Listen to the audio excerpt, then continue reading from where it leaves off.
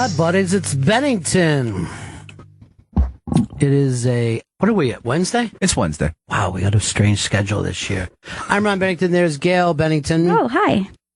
I just saw Rich Voss today, and he was asking me things about you. Oh, really? And he called you smart.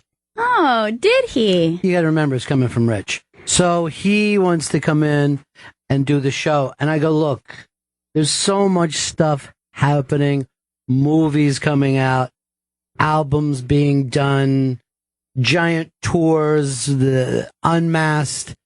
But I said, only one thing matters to me. And that is the hottest name in comedy today, Big J. Okerson. You know something, Chris?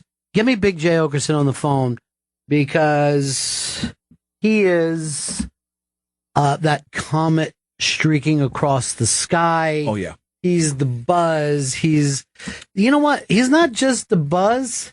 He's the biz bang fiddle faddle. It's all happening. Got it. Call Biz Bang Fiddle Faddle, please. Yeah, make that thing happen.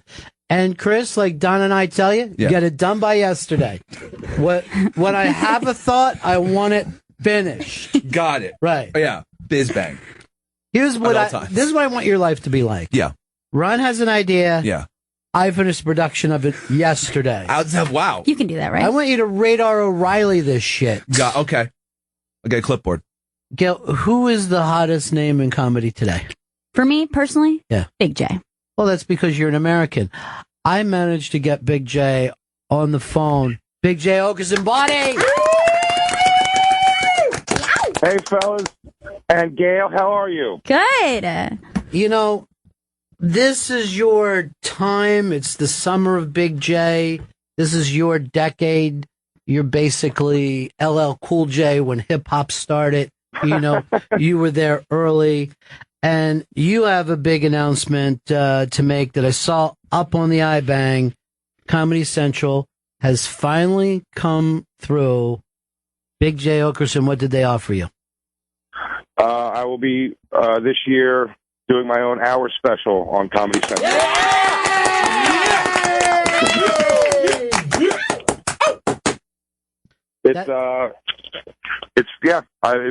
It blew me away to hear it. I know it was something that was in the works, but it's been in the works for a couple of years. Through going back and giving tapes and trying again, and it came through. They didn't ask me to make any changes. I believe it's going to be completely uncensored, so I can do what I do. And it's just it was super emotional, and it was definitely got pretty broken down about it, because it was 17 years, decent amount of time. Well, the Comedy Central actually put out this statement for Big J Okerson. They go, "This is simply the last comedian on our list. We will now shut this down." I think it's just fantastic. I woke up and, every morning the iBang lands on my door. They just storm on the door. And I opened that up and saw it. They've got the thing up for you at the Skanks where you actually, they've linked to that, where you actually heard about it. Here's what happened for you, Big J. You finally cut off that bird's nest, and every good thing is happening to you. That's all. I'm not going to lie. There is a strange correlation between the two. Everything got good. You're opposite fucking Samson, right? Samson cut off his hair, lost his strength. You cut your hair, and every good thing is flying to your dick now. That's it. Yeah. I cut the hair. I quit my summer job as a roadie for ZZ Top, and I started focusing on comedy. And it's all coming together. You're doing that. You've got your new radio show. You're over on Anthony's network doing your podcast. By the way, the Oddball Festival was announced that I'm hosting on the Oddball Festival this summer. That's unbelievable. And you're a festival guy. Oh yeah, I like that amphitheater comedy. It's hilariously difficult but fun. It suits you though, because you do best under the weirdest circumstances. I do like an odd crowd. Yeah. So what's next for you? You're dumping Christine. You're gonna, go out with a supermodel that's 18. Well, here's the thing. I do need Christine still for some clerical work that I need done. True. So I'm going to keep her around. Smart. You know, out of all the, by the way, out of all the good things that ever happened to you, that is the best because Christine? she's phenomenal for you.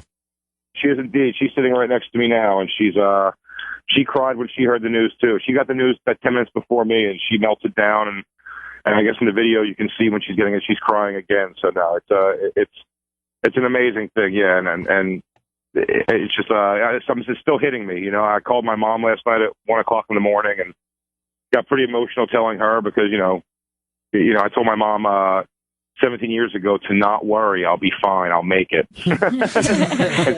and so many years of that not being the case. I love that you drunk dial your mom. I think that's a wonderful thing. Wake up, you bitch. Don't ever put your hands on me again. Who's all on the Oddball tour with you? I know the main two headliners are Aziz Ansari and Amy Schumer, and then after that's a potpourri. I know Jeff Ross is on a bunch, TJ Miller, Rory Scovel. It's a long list. It switches up city to city, but I think I am definitely one of the consistents. I'm on every show, all 18 shows we're doing. So fantastic, dude. Super exciting. This is your time. This is your time. I'll have to come in every couple of weeks and give you guys an oddball update. Yeah, well, you'll be our oddball guy. That'll be. Hey, now on the oddball circuit, it's Big J. Man on the street.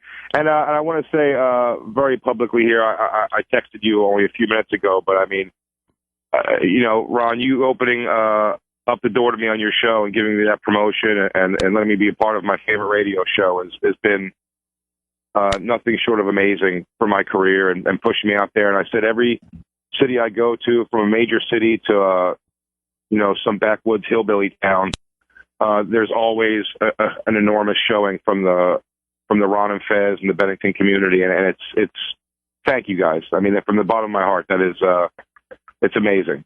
See, here's the thing, Big J, and I mean this as well. Stop thinking of it as your career and start thinking of it as our career. Right. Because I have just put 2 hooks on my shoes, and I'm just trying to put them right into your coattails, and I just start skiing. I'm gonna get when I get my contract. It's gonna already have your name signed on it. Yeah. Did you already clear this through Ronnie B? Wherever you show up, I'll be sitting out front when you come up. Oh, you're here. Good. We have that meeting in 10 minutes. Dude, I'm over here. I'm so proud of you, man, and you deserve all this. Thank you, man. All right. Thank you guys so much. All right, talk to you soon, my friend. Absolutely, guys. Have a great show, and I'll be listening, and I'll talk to you soon. Peace. Big J. Okerson. So awesome. Yeah, I just love that kid. You know, I remember like certain points, because he's the emotional types, and certain point. It was actually just before Christmas break. He was in here, and he was so down about, because these shitty radio show things take forever to get done, and something out, and we were all just sitting around going like this, you're so good, Jay, and no one likes you, and you're so funny, and he's like, get me the knife, go get me the big knife, I'm gonna cut my throat, and Christine's like, I won't do it, Jay, I won't get the knife, and now look at him, he cut that horrible hair of his, and he is a looker, and Hollywood's picking up on it. Who knew? That's all that it needed, was just all that it ever takes. Yeah. Jay was bringing up about people showing up to his shows and stuff. I was in Montreal over the weekend.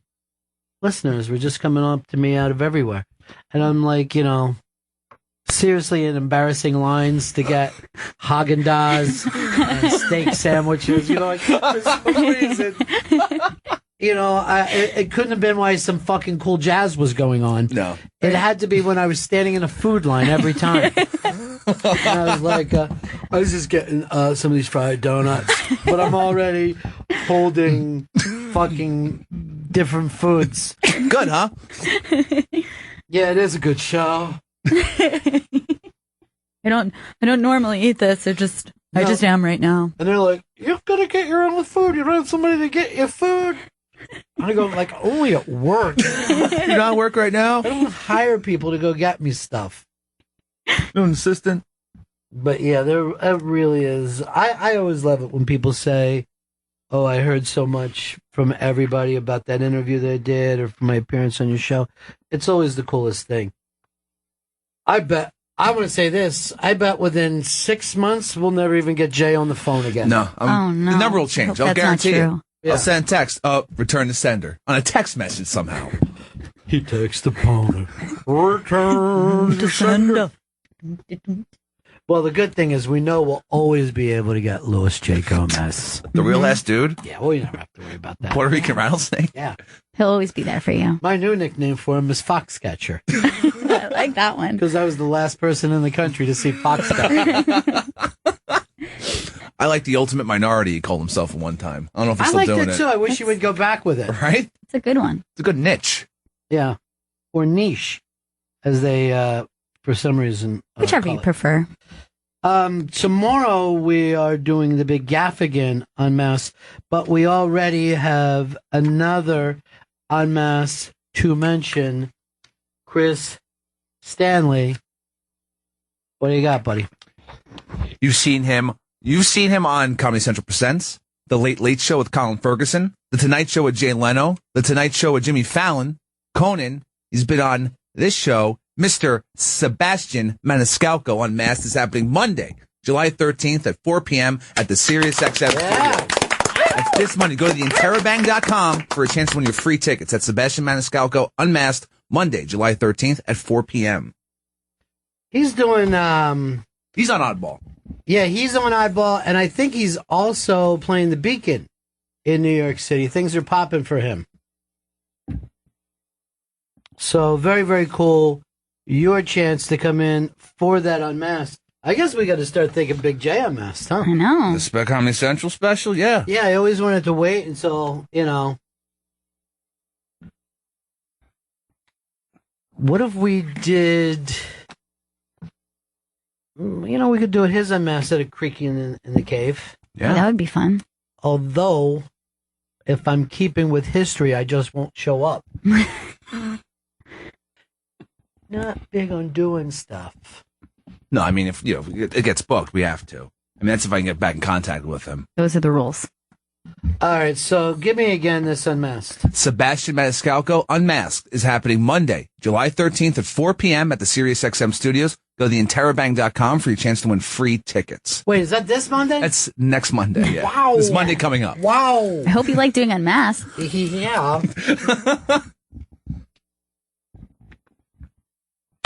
Or will we have to do Big J at the creek at the stand?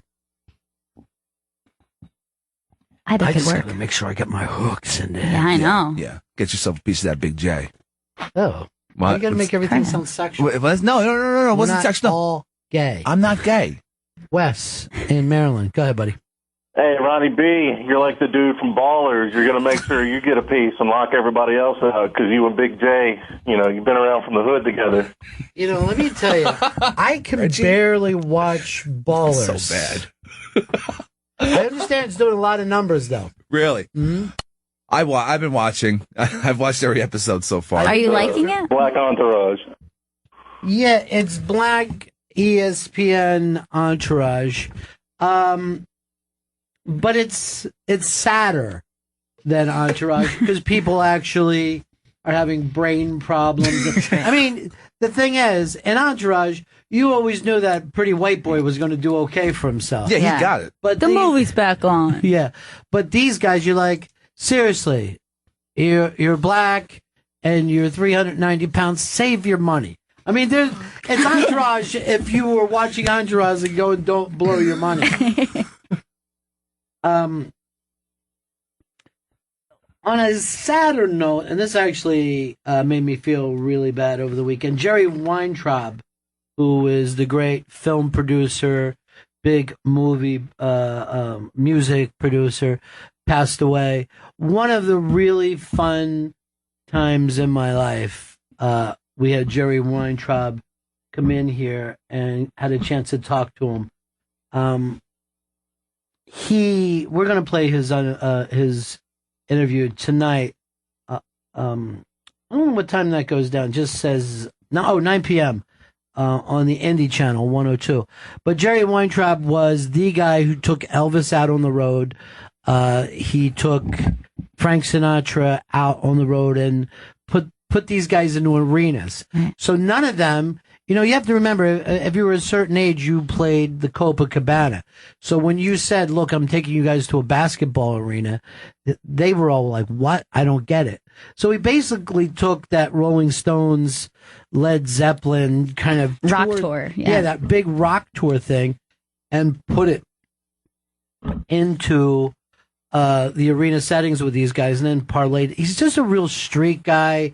He was really, really fun. And you get the opportunity to pick up his book. I think it was called You'll Know I'm Dead When I Stop Talking, which now I guess we know for sure. But if you really like when we talk about, the Tito's moment, he was one of those guys. Yeah. A guy that shouldn't have done the things that he did and went out and did it. And I always love those kind of guys. I had just a ball talking to him. So we'll replay that tonight, along with who? With Mr. Nick Offerman. Nick Offerman passed away. Oh my too? God. No, he's alive. He's alive. It's getting awful now. This is so sad. No, very much alive, as far as I know. Who's going to call Megan Mullally? I should. I nominate myself. They may, by the way, be the funniest couple. I know. I mean, there's some funny couples out there, but they've got to be up there. Voss and Bonnie, you mean? Voss and Bonnie, I'd like definitely. to put them against Voss and Bonnie and just see what happens. I would love for Voss to come in. I'd love a second chance to, after my last encounter with him, I'd like to do a redo. Why? What happened? The last time I saw him, I was visiting you and we bumped into him on the street. And just moments before he walked up, my dog had diarrhea and I picked it up in a bag and he suddenly was standing there and I was holding like a bag of dog diarrhea, which was pretty much see-through. And I could see like he couldn't focus on anything else. He was just like, why is this disgusting thing happening? And I actually had to just walk away because I felt like I don't want to be associated with this moment. Like he's only going to think of my face and a bag of dog diarrhea. So I'd like to do the redo. I forgot that. Remember, like, you were like, I want to take Birdie out for a walk. And then we were like, oh, we'll come with you. And it was like our whole family. Yeah. And it was just about dusk. It was like Miller time. And we're walking through New York and we run into Voss, who's like, he had, it was a Chris Rock movie that he was Top doing 5. stuff for. Yeah. But he had parked way over on the east side just to have free parking. Oh, sure. Yeah. And I see him a block away and he's already talking to me as he sees me. He's just going crazy. But yeah, it was weird. Everyone, we were all there. Like my brother was there. It kind of just looked like, yes, we always walk together at dusk, walk the dog. We all Lovely. live together under one roof. We're really a lovely family, is what we are. To spend every moment together. That was fucking so funny. So yeah, he says he's got something to promote in August. He actually goes, we're doing another one of those live things. So I was waiting for him to invite me again like the other time because that was the most fun I ever had in my life. And he goes, so I'd love to stop by and promote it. But really, I want to stop by anyway. And why do you say like that? This is why no one trusts you. Oh, everyone can trust me. Yeah, Really? you're shady. Yeah. Yeah, he's shady. How? How so? Really? You want me to go through it? Don't go through the list. Don't. I'll just let people know when you're, or someone wrote this. Chris cut his hair. Where's his 1 hour special? I got a special. It was a lunch special. Immediately First of all, afterwards. it took Chris a delicious. fucking hour to cut that hair. That's the 1 hour special. He has a 1 hour special needs coming out. It's just gonna be him taking an hour to tie your shoes. Up on the iBang, Chelsea Handler water skiing topless. She is taking the the topless thing further than anyone else. Yeah. It's her thing now, breasts. Those She are her loves thing. to free the nipple. She's like the face of the campaign now. All right, there she is. Now, what is this thing, too, when people look it up, Chris, on the iBang? It's entitled Chelsea Handler Water Skis Topless for the 4th. Instagram continues anti-nip crusade. Oh, they tried to pull her off Instagram? Yeah. God forbid someone sees a nipple on Instagram. There's a little video, too. All right, let me correct this. She's not water skiing.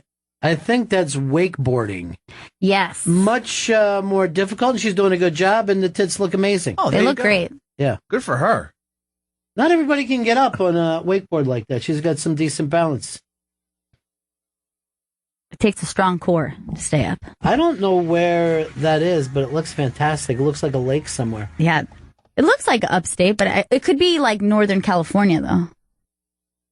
Where the girls are warmer and I can see my sweet baby. Yeah, I'll keep on rocking me, baby.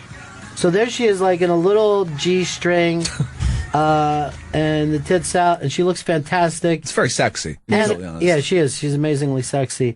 And I give her extra props. There's also a wonderful slow motion moment of her falling backwards into the water. It's great.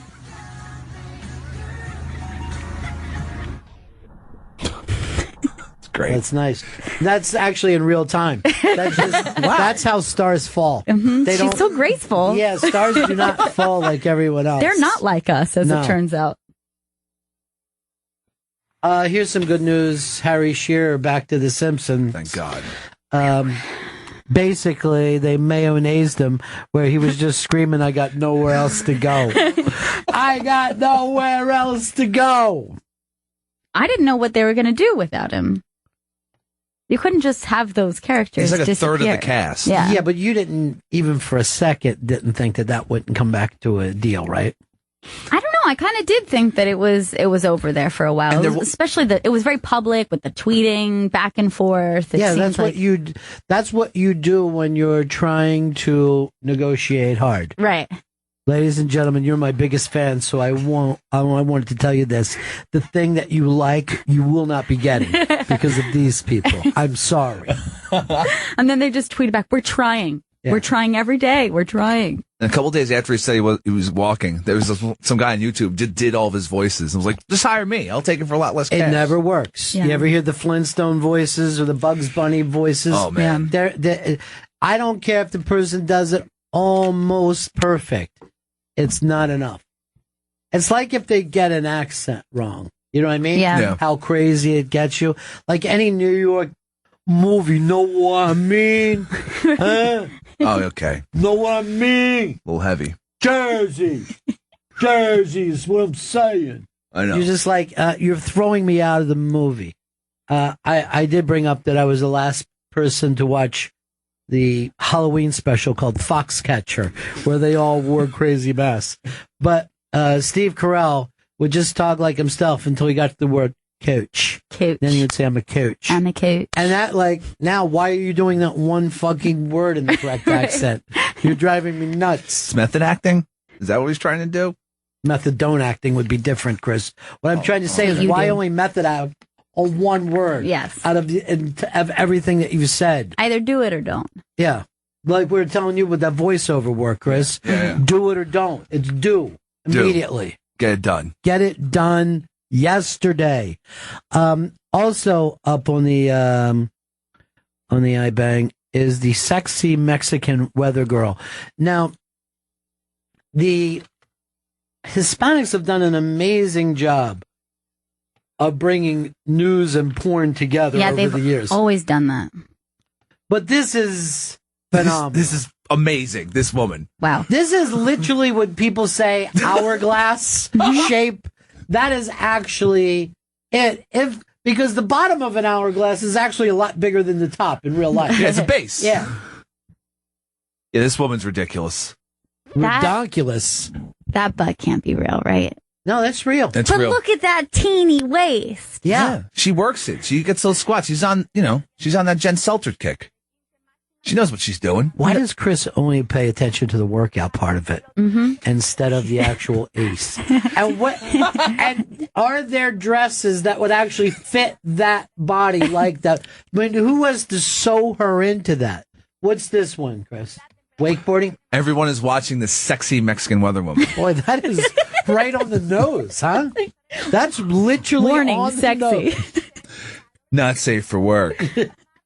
Ah, yes, it is. Oh, yeah, it's you true. can actually watch this at work because it's warning, the weather. Boner Town. Dude, if you ever read Boner Town, you're out. Oh, come on. Boner Town sounds fun. I just saw him write down a note of Boner That's where Town. you would have fucking get a room. Boner Town. Is it all inclusive? Chris, you wish you looked like that? Like this? Who doesn't? By the way, we're off for a couple days, so Chris used the time to go out and buy a new T-shirt. Yeah. And this is so fucking sad. It was a 3-pack. Everyone else notices when you get a new T-shirt. It's really bad. Oh, new T-shirt? Yeah, you wear it like his first day of school. That's right. Like, gonna put saving this new T-shirt for the first day. It's a great color on you. I'm going to show off to everyone at work. Yeah, what is that color? Drab? I believe it's army green. That was on the Hanes package at the dollar store I purchased this at. Hey, three T-shirts for $10. You can't beat that. Well, then why don't they call it the $10 store? It disturbs me. It's like everything should be $1. What is this markup here? Did you say it to them? Or No. did you just fucking tip? I just took it. I just took You that go to $10 hit. You go to Dollar Pizza, then you go to Dollar Clothing. Look, they sell. I can't wait to your Dollar Funeral. They're slightly irregular. It's nothing problem. So are you. Yeah, so it's perfect for me. I'm like, this works then. Sometimes the underwear doesn't have dick holes. Everyone on Twitter is laughing at Chris's latest fuck up. What's that? You've seen him on the Late Late Show with Colin Ferguson. Oof. Craig Ferguson. That's a Sebastian Maniscalco unmasked. That's happening next Monday, July 13th Is that at his 4 actual p.m. name, Chris? Yeah, Sebastian Maniscalco. That's his The name. fact that he twirled into Let me just fix that right now. oof, Yeah. oof, there it is. Oof, dollar store. Oof, dollar haircut. Oof, dollar pizza. You went from poof to oof. Oh, Ouch. Poofy is now oofy. I didn't even hear you do it. I didn't. First of all, Yeah. thank God anyone would slow down the audio enough to hear. All I heard was a grown man chewing on his own tongue. Craig Ferguson. The Late Late Show with Craig Ferguson is what Sebastian was on. Go to the interrobang.com for your free tickets. Is it written as Colin? Yeah, or it you is. Do you realize that you just said go to Instabang No. for free tickets? No, it's the Interrobang. You wrote it down as Colin? Yes, I did. So the fuck ups just keep going, huh? Uh-huh. You've actually had a chance to check on it. Yeah. I did. And I failed to do so, Oof. which is why I screwed that one up just a little bit. Well, at least you were able to correct it so Yeah. quickly. Yeah. Thank you. Oof, I did it again. I chewed on my tongue. Fucked up again. No.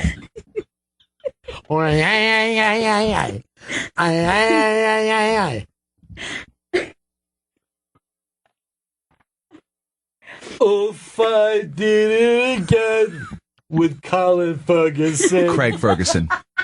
It's Craig Ferguson. I'm working right now on Colin Ferguson, Nick Jagger. Oh, oofy. Oof. I know. It's a typo. I'm working on a thing called for children. Yeah. Oof, the dumbest reindeer. Oh, that'll be great for kids. Yeah, dumb kids. Mm-hmm. To know that they've got a chance to jump into it. As long as it brings them joy. As long as it brings them joy. Here's our buddy John giving us an update on the Rolling Stones. Goddamn Ron, Gail, Pepper, the fucking Stones melted my face and blew the top of my fucking skull off in Raleigh Wednesday night. Sorry to hear that. Sorry to hear that. They have not lost a lick from the first time I saw them in '88. Not a step, not a note. Keith Richards sounded like an angel singing his two songs. Swear to God. Yeah, you're the only one who's ever sat around and gave a review of his singing voice being like an angel. I want to have this. I want to have this experience, though. I covet it. The Stones? I've never seen them. Go, Gail. Go. Run quickly. Go and see them. I gotta go, guys. Well, like we've been saying every year, I think since 75, this could be it. This could be the last tour. See him now. Not going to happen again. It's what I've heard. Every time I go, they go. My friends go, "Oh, they're still touring. Those old guys." Truly, the best show I've seen of them perform, hands down. All right, thank you very much, John. Glad you enjoyed it, buddy. Congrats, Ron, and 112 days sober, buddy. Way to go, my man. Peace. All right. You're beating Chris Stanley by 112 days right now. Congratulations. But you know what, Chris? Yeah. We're always there for you. Thank you. Whenever you're ready. For what? Whatever. Whenever you're ready. Oh, what? Whenever Yeah. you're ready. Oh, see, you're putting a lot of emphasis on You're that. ready. Yeah, whenever I'm ready. I get Yeah. it. Yes. Whenever. Yeah. Whenever, You're comma, ready. you're ready. Oh, what? Yeah, thank you. Thank you for the I offer. bet, seriously, and I never tell anybody, what to do with their sobriety. Sure. But I'll bet you stop saying shit like Colin Ferguson. Craig Ferguson. That was Yes, his we all mistake. know the correct thing. Yeah. Why are you correcting him? Because he thinks I'm talking from inside his brain. Is that what you think? No. Big J's on top of the world, So exciting. and Chris Stanley, bottom of the world. Hmm. Only way to go but up. Two of you, polar opposites on each pole. That's kind of nice when you think about Yeah. that, if you had a polar opposite. Comforting. I like to think that there's a Ben Ronington out there just doing what he wants to do. Hey, Ben Ronington, how are you? I'm Ben Ronington, and I've never done a fucking thing wrong. He's just probably the nicest person anyone will ever want to meet. Chill out with the bragging, Ben. No one would say that to him. No? They would They're because just like, he's oh, Ben wow. Ronington. You don't get premises, do you? This is like the third time today I saw you go in the opposite direction of a premise. You know what it looks like? It looks like a football team is running the Green Bay sweep, Yeah. but one guy is going in the opposite direction. You see 11 guys going one way, another guy running. Chris would drop back, turn around and run towards the other end zone screaming, "I'm open." Of course you're open. Yeah, you're heading sure. in the wrong direction. I like that, though. That's your thing. I don't want it to be my thing. That's you. No. Own it. I'm going to say this. There's a Stan Christie who's just fucking kicking ass. Just destroying life. Just taking names. Instead of destroying his own life. Yeah, he's answering phones. Yeah, what do you got for me? Call me back. Sell, buy, sell. What's your angle? Let me tell you this. This was big over the weekend, and maybe the greatest sports thing that I've ever seen in my life, and that was the Women's World Cup soccer. 25 million people watched this. And they said they were freaking out because we got off to that big lead that everyone would turn it off and go to watch, I don't know, Amazing Race or Right. something. More people kept watching as we're going on because people love a winner. And, people were just calling their, friends going, "Do you have this on TV?" It's fucking amazing.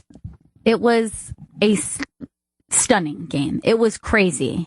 And it's the kind of game, if you say that you don't like soccer or if you say that you don't like women's sports, like this was the game to shut everyone up because it was crazy. Well, here's the deal. No one's even saying that anymore. This got more viewers than the Stanley Cup. It got more viewers than the NBA Finals with LeBron. Nationally. And it got more viewers than Game 7 of World Series. Holy shit. Wow, that really shocks me. Women's soccer is now the number 2 sport in America behind the NFL. This is incredible because Americans love winners. Well, Americans, they love winners. They also love America. I point this out all the time. International sports, we go crazy for when they set up the Olympics for us. You'll sit around and watch like a downhill skiing thing that you never figure skating. And then some kid from fucking Minnesota's winning an award. And you're just like, you're at your house, you're wiping tears away. Like, I love that kid. Fucking 8 days before, you had no idea who it was. Now, I will tell you this. And Carly Lloyd, who's from New Jersey, by the way, And I read that they're already on her little street, wherever she grew up in New Jersey, are going to name a street after her. That's awesome. That's always my favorite kind of shit, too, that some little town is just like, we're all in this together. Just like I'm going to name my block Big J Street because everything's going his way. But you don't have to know all that much about it before a tournament starts. You can just get into the tournament. Yeah. And that's what I did here. First couple of games, I felt like we don't want it. People were going, how are we doing? I'm like, the defense is good, but we just don't have any killers. It's just like we're not aggressive about putting the ball in the net. And then every game, we just slightly were moving up, and then that explosion. And the first 20 minutes of that game was some of the most exciting sports moments of my life. I was going fucking nuts. What was that, 54-yard goal? Was it 54 yards or something like that? 54 yards, yeah. Phenomenal. Yeah, that may have been America's peak right there.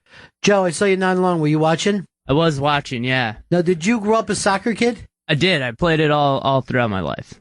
So this had to be extra exciting for you.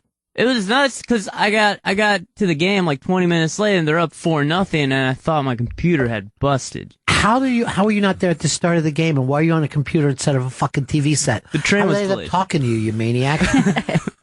You should have just said this. When I said, did you see the game? No, I missed it. Because you did. It was 4-0 by the time you turned it on. It was over at that point. I could not believe the first goal. And I'm like, okay, now we just got to settle down. There's a second goal. All right. Yeah. There's a second goal. I mean, the first one was what, minute 3 or 4? Yeah, it was like really, really early. And then the second one came right after. Well, both the goals that we scored like within 2 minutes of each other. Right. So there was like, in 2 minutes we had 2 goals, a little bit of time passes, and then another 2 minutes, 2 more goals. Now, this was something that I hadn't thought about. Did you watch the interview with all the women from the team on Fox? I think it was. No.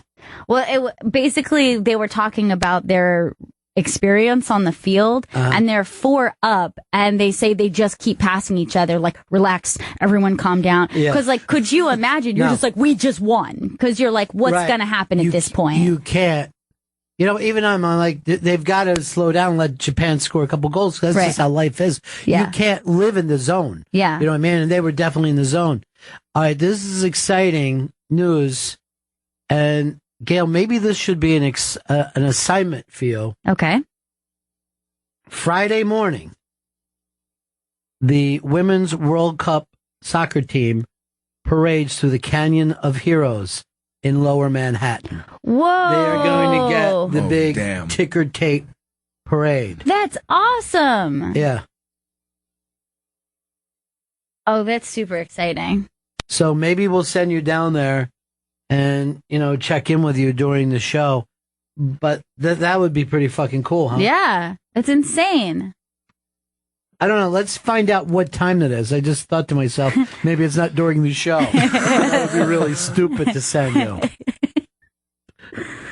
Anything happening, Gail? I'm just calling you guys on your phones. Hey, I'm having a great time down here. In another 8 hours, they'll be passing right by where I am now. 11 a.m. Oh, we could send you down for it. Yeah. We could do that. That's pretty cool, though. Mayor Bill de Blasio said Tuesday the players would be saluted along the Canyon of Heroes in Lower Manhattan at 11 a.m. And then Blasio added, let's see how I fuck this one up. He'll show up at 3:30. Oh, and I'll also be eating pizza with a knife and fork. Remember when everyone got so mad at him for that? It's the worst. Yeah. People in New York get mad enough at you if they see you haven't folded your pizza. But by the time you get on a knife and fork... Wait, that was him? Disgusting. For some reason, I thought that was Bloomberg. Or did they both do it? Bloomberg drank beer with ice in it. That was Bloomberg's crazy thing. Why are these people so weird? He put beer on the rocks. Excuse me, barkeep. Can I get a little ice in here? I want to water down my beer. What are you doing, Bloomberg?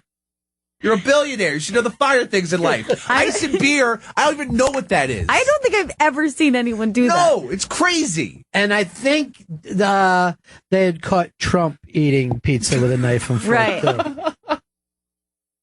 They're not normal humans then. De Blasio actually said this. So I just cut it. Is that it? And this is how I do it? Have you had this before? To me, eating pizza with a knife and fork would be the same as eating potato chips with a knife. It's difficult. Damn it. I don't know why people get so mad. Oh, yeah, because, deep dish, you can see that you'd have to eat with a knife and fork. Yeah, that's understandable. But he's eating a slice. He's just eating a plain slice. It is a hand food. Hand food means it's got you eat it with your hand. It's one of the benefits. All right, let's say this, though. Suppose that you're in a fine restaurant. Okay. Would you then eat it with a knife and fork? No, I'm still picking up the slice. And folding? Yeah, of course. If it allows, yes. Yeah, it's crazy. It's not a knife and fork kind of situation. Deep dishes, because that's like a cake or There's something. a beautiful mom walking by, so I just waved. I was just like, hey. Hi. Hey, don't let me bother you. I do radio. How are you? Good to see you. So you might be going to the Canyon of Heroes for us. Excited. Maybe we'll get you like a soccer outfit and get you on one of the floats. Yes, please. And you just have a sign that said, I did it. You're welcome, America. Now, normally you give the Canyon of Heroes is for Yankees, Giants, Mets, Rangers. The Mets have been there. Have they? Yes. But I know the NASA guy, the Mercury guys got a Canyon of Heroes. Oh, yeah. It's very unusual for a non-New York sports team to be a Canyon of Hero person. But it makes sense. I mean, this is huge. This is well, it makes sense because if you're going to do a parade for them one place, why don't you do it at the famous parade place? Geez, I hope people show. Be sad if they don't. I'll be there. Man, we filled up that fucking place that night, right? People were going crazy. It was like, it just sounded like a goddamn train whistle was going off for the entire game. Some of the shots of the fans were cracking me up, just like people like going nuts. Just like screaming and not even like looking anymore. Just what about like... Eaglehead Lady? Didn't you? How much did you go back to Eaglehead Lady? She tried flapping and shit with her big eagle head on. And I'm like, you look too much like the guy who just shot someone on True Detective. You're freaking me out. At one point, the camera came by and she had the eagle head off her head, and she quickly like slammed it back down on her head and went back into eagle head. I've seen the fake stuffed animals in Times Square do that. You'll just see like a heavy-set Mexican woman just sitting there with Kermit like up over her forehead and her sweaty Mexican face sticking out. And I'm like, honey, you know what I mean? Like there's a time and place, but we don't do that in front of the kids. Disturbing. But it's always, everybody who does that stuff is normally some kind of Hispanic in Times Square. I've noticed that. Well, there's the height, You keep it nice short. Yeah. I've seen Asian women too. Oh, really? Yeah. If get a picture next time. I'd like to see Please. that. I'll get up in their goddamn face. And tell them maybe I can get a Canyon of Heroes for them. First Asian ever to come out here as Toy Story. Sammy Sosa got a Canyon of Heroes. What? When he hit 66 home runs. That 66 home run season. Get out of here. 1998. I'm looking at like the list of all Canyon of Heroes runs. And Sammy Sosa on October 17th got it for that and for helping with hurricane relief efforts in DR. I am stunned. Yeah, in New York City. In New York City. These are all the Canyon of Heroes. Now, do you remember that? Not at all. I don't remember Weird. that happening. What year was that? 1998. Same year the Yankees won the championship. So they had the Yankees, and then they had... It's Sosa, then the Yankees. I don't remember this at all. This sounds crazy. Who showed up? By the way, Johnny James said this. My wife eats fried chicken with a fork. That's grounds for divorce. It's disgusting. I feel like vomiting right now. Are you only getting this from Wikipedia? I'm getting it from Wiki, yeah. A lot of times people write funny stuff. Oh, did you just think, oh my God, Don's going to think he means me? All right, what else? All right, John Glenn got it. Yeah, I brought that up, the Mercury. Gulf War veterans and Korean veterans got it in June of 91. Yeah, I remember when they were pushing, like, why, because of Vietnam before that, they wanted to make sure they had a nice big fucking parade. And that was all. I think that makes us look like the Russians at May Day. You know what I mean? Right. Like, I don't want to see tanks go down the street and feel good about it. And then in 81, the American hostages released from Iran got one. Oh, good. They deserve one. Good. And then U.S. Summer Olympic medalists. Now, that's weird. Why did they only do it some years? Very strange. Yeah, that happened in the 80s, but it didn't happen in the 90s. Was it 84? Yeah, it was 84. Because everyone loved that Olympics. Yeah. You know why? Fucking Ruskins didn't show up, and then all the Ruskins satellite countries didn't show up. So we just ran fucking roughshod over everybody. And you know who won gold medals that year? Who? Dave and Mark Schultz, the Foxcatcher twins. Really? Yeah. That's I'm making this a Foxcatcher show for us. I'm glad because that I just saw it caught last night. 2 years later, I'm just bringing up Foxcatcher. And then Pope John Paul II and a couple of Yankees ones in the 70s. I hope they. Well, we know the Yankees, and we're not going to. You can't bring up any sports teams from New York. Sammy Sosa is the weirdest of all. I don't remember that happening. I'm not sure it did. I'll see if there's pictures of it, but I doubt it. They're probably photoshopped. It's got to be a Canyon of Heroes. These are all Canyon of Heroes. These are all That's Canyons of Heroes. in Manhattan. In Manhattan, New York. Are you sure? Yes. That's what I'm seeing right now. Unless there's a crazy Sammy Sosa fan that just wants to edit that into Wikipedia. I'm looking up pictures to see if this thing actually happened. I don't understand why they would do something for a cub. A steroid-infused cub. Where's the picture? Oh my God, New York salutes Sammy Sosa. Weird. And there's tons of people there. I don't remember this happening. And this was the Yankees World Series year. This happened, they won the World Series like 12 days later. Busy year for the Canyon. Why does he have 21 written behind him? That's his age. Oh. Wow. Looks great. Looks like somebody's ready for a drink. And that's in Manhattan. Yes. At the Canyon of Heroes. In the Canyon of Heroes, yeah. I'm willing to bet that it's not. New York salutes Sammy Sosa with a parade up the Canyon of Heroes on Broadway. You think that's Photoshop? I don't know. It just doesn't make sense. It would be like that they were just suddenly like, oh, and then the 76 Flyers. We did something for them. I'd show up for that. I did. The JFK. I think I was 75, though. Yeah, there's evidence of this happening. Weird, man. When did McGuire hit his 70? That same year, right? Yeah, it would have been. Yeah, they were like neck and neck. Now you're saying they had a Canyon of Heroes for a guy who finished second. In 98. It's crazy. No. He beat McGuire, right? I think. Because what's the other guy hit Sosa. 70? Oh, McGuire beat Bonds. Bonds at 70. He hit 73 later on, a few years later. All right, so McGuire hit more than Sosa. McGuire hit 70. Sosa hit 66 that year, but Sosa won the MVP. McGuire's team sucked. So he came in second that year, got the Canyon of Heroes. This doesn't. So this weird. is the MVP fucking thing. But I do remember that year was, and thank God for steroids. So much fucking fun. It was awesome. I mean, they would break into regular TV shows when those guys were at bat. It was just crazy. like, we're going to come back a little later for Friends. Right now, Sammy Sosa's at the plate. You all know why. Why would they yell, you all know why? Just to be angry at the Your viewers. fucking additions never make sense. But I love them so. I know, but this is what gets him in trouble. I do find myself in trouble quite often. Well, the shit you were saying about Don today. Oof. It's mine. Oof, I did it again. Forgot the VO. There's a lot going on. We're very busy. Chris Tucker's got a special coming out this week. Chris Tucker is one of the sweetest people I've ever met in my life. He's amazing. Deeply religious man. Is that so? Yeah. He believed that all his success came because his grandmothers and aunts prayed so much. Really? And then that occurred to me.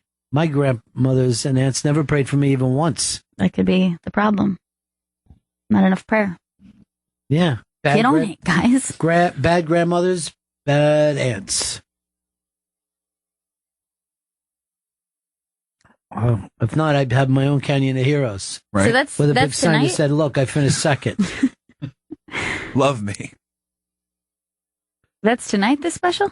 No, I don't know what it is. It's just up on the iBank. You gotta go to the iBank. All right, I'm not gonna I do will. all your work for you. I'm going to go right now. Andrew in Illinois. Yeah, I'm not even a Cubs fan. I love the Cardinals, go McGuire, but that year Sosa gave away pretty much all of his paycheck to save the Dominican Republic. He ended up making like $15,000, and that's, I probably believe, why they went ahead and gave him that parade. Why wouldn't they just, instead of giving them parade, which costs millions of dollars, just have donated the millions of dollars?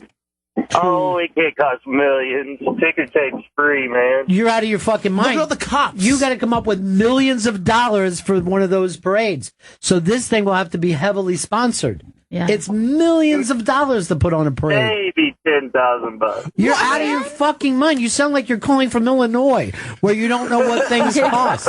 It's millions of dollars to throw a fucking parade. The manpower. You're shutting down Lower Manhattan. It's an immense expense. Because that's one of the things that came up when they were talking about doing it for the girls. They're like, that's a lot of money. You sure we want to do it? They are women. Sosa But, got one. You know, he was. Well, y'all remember Sosa.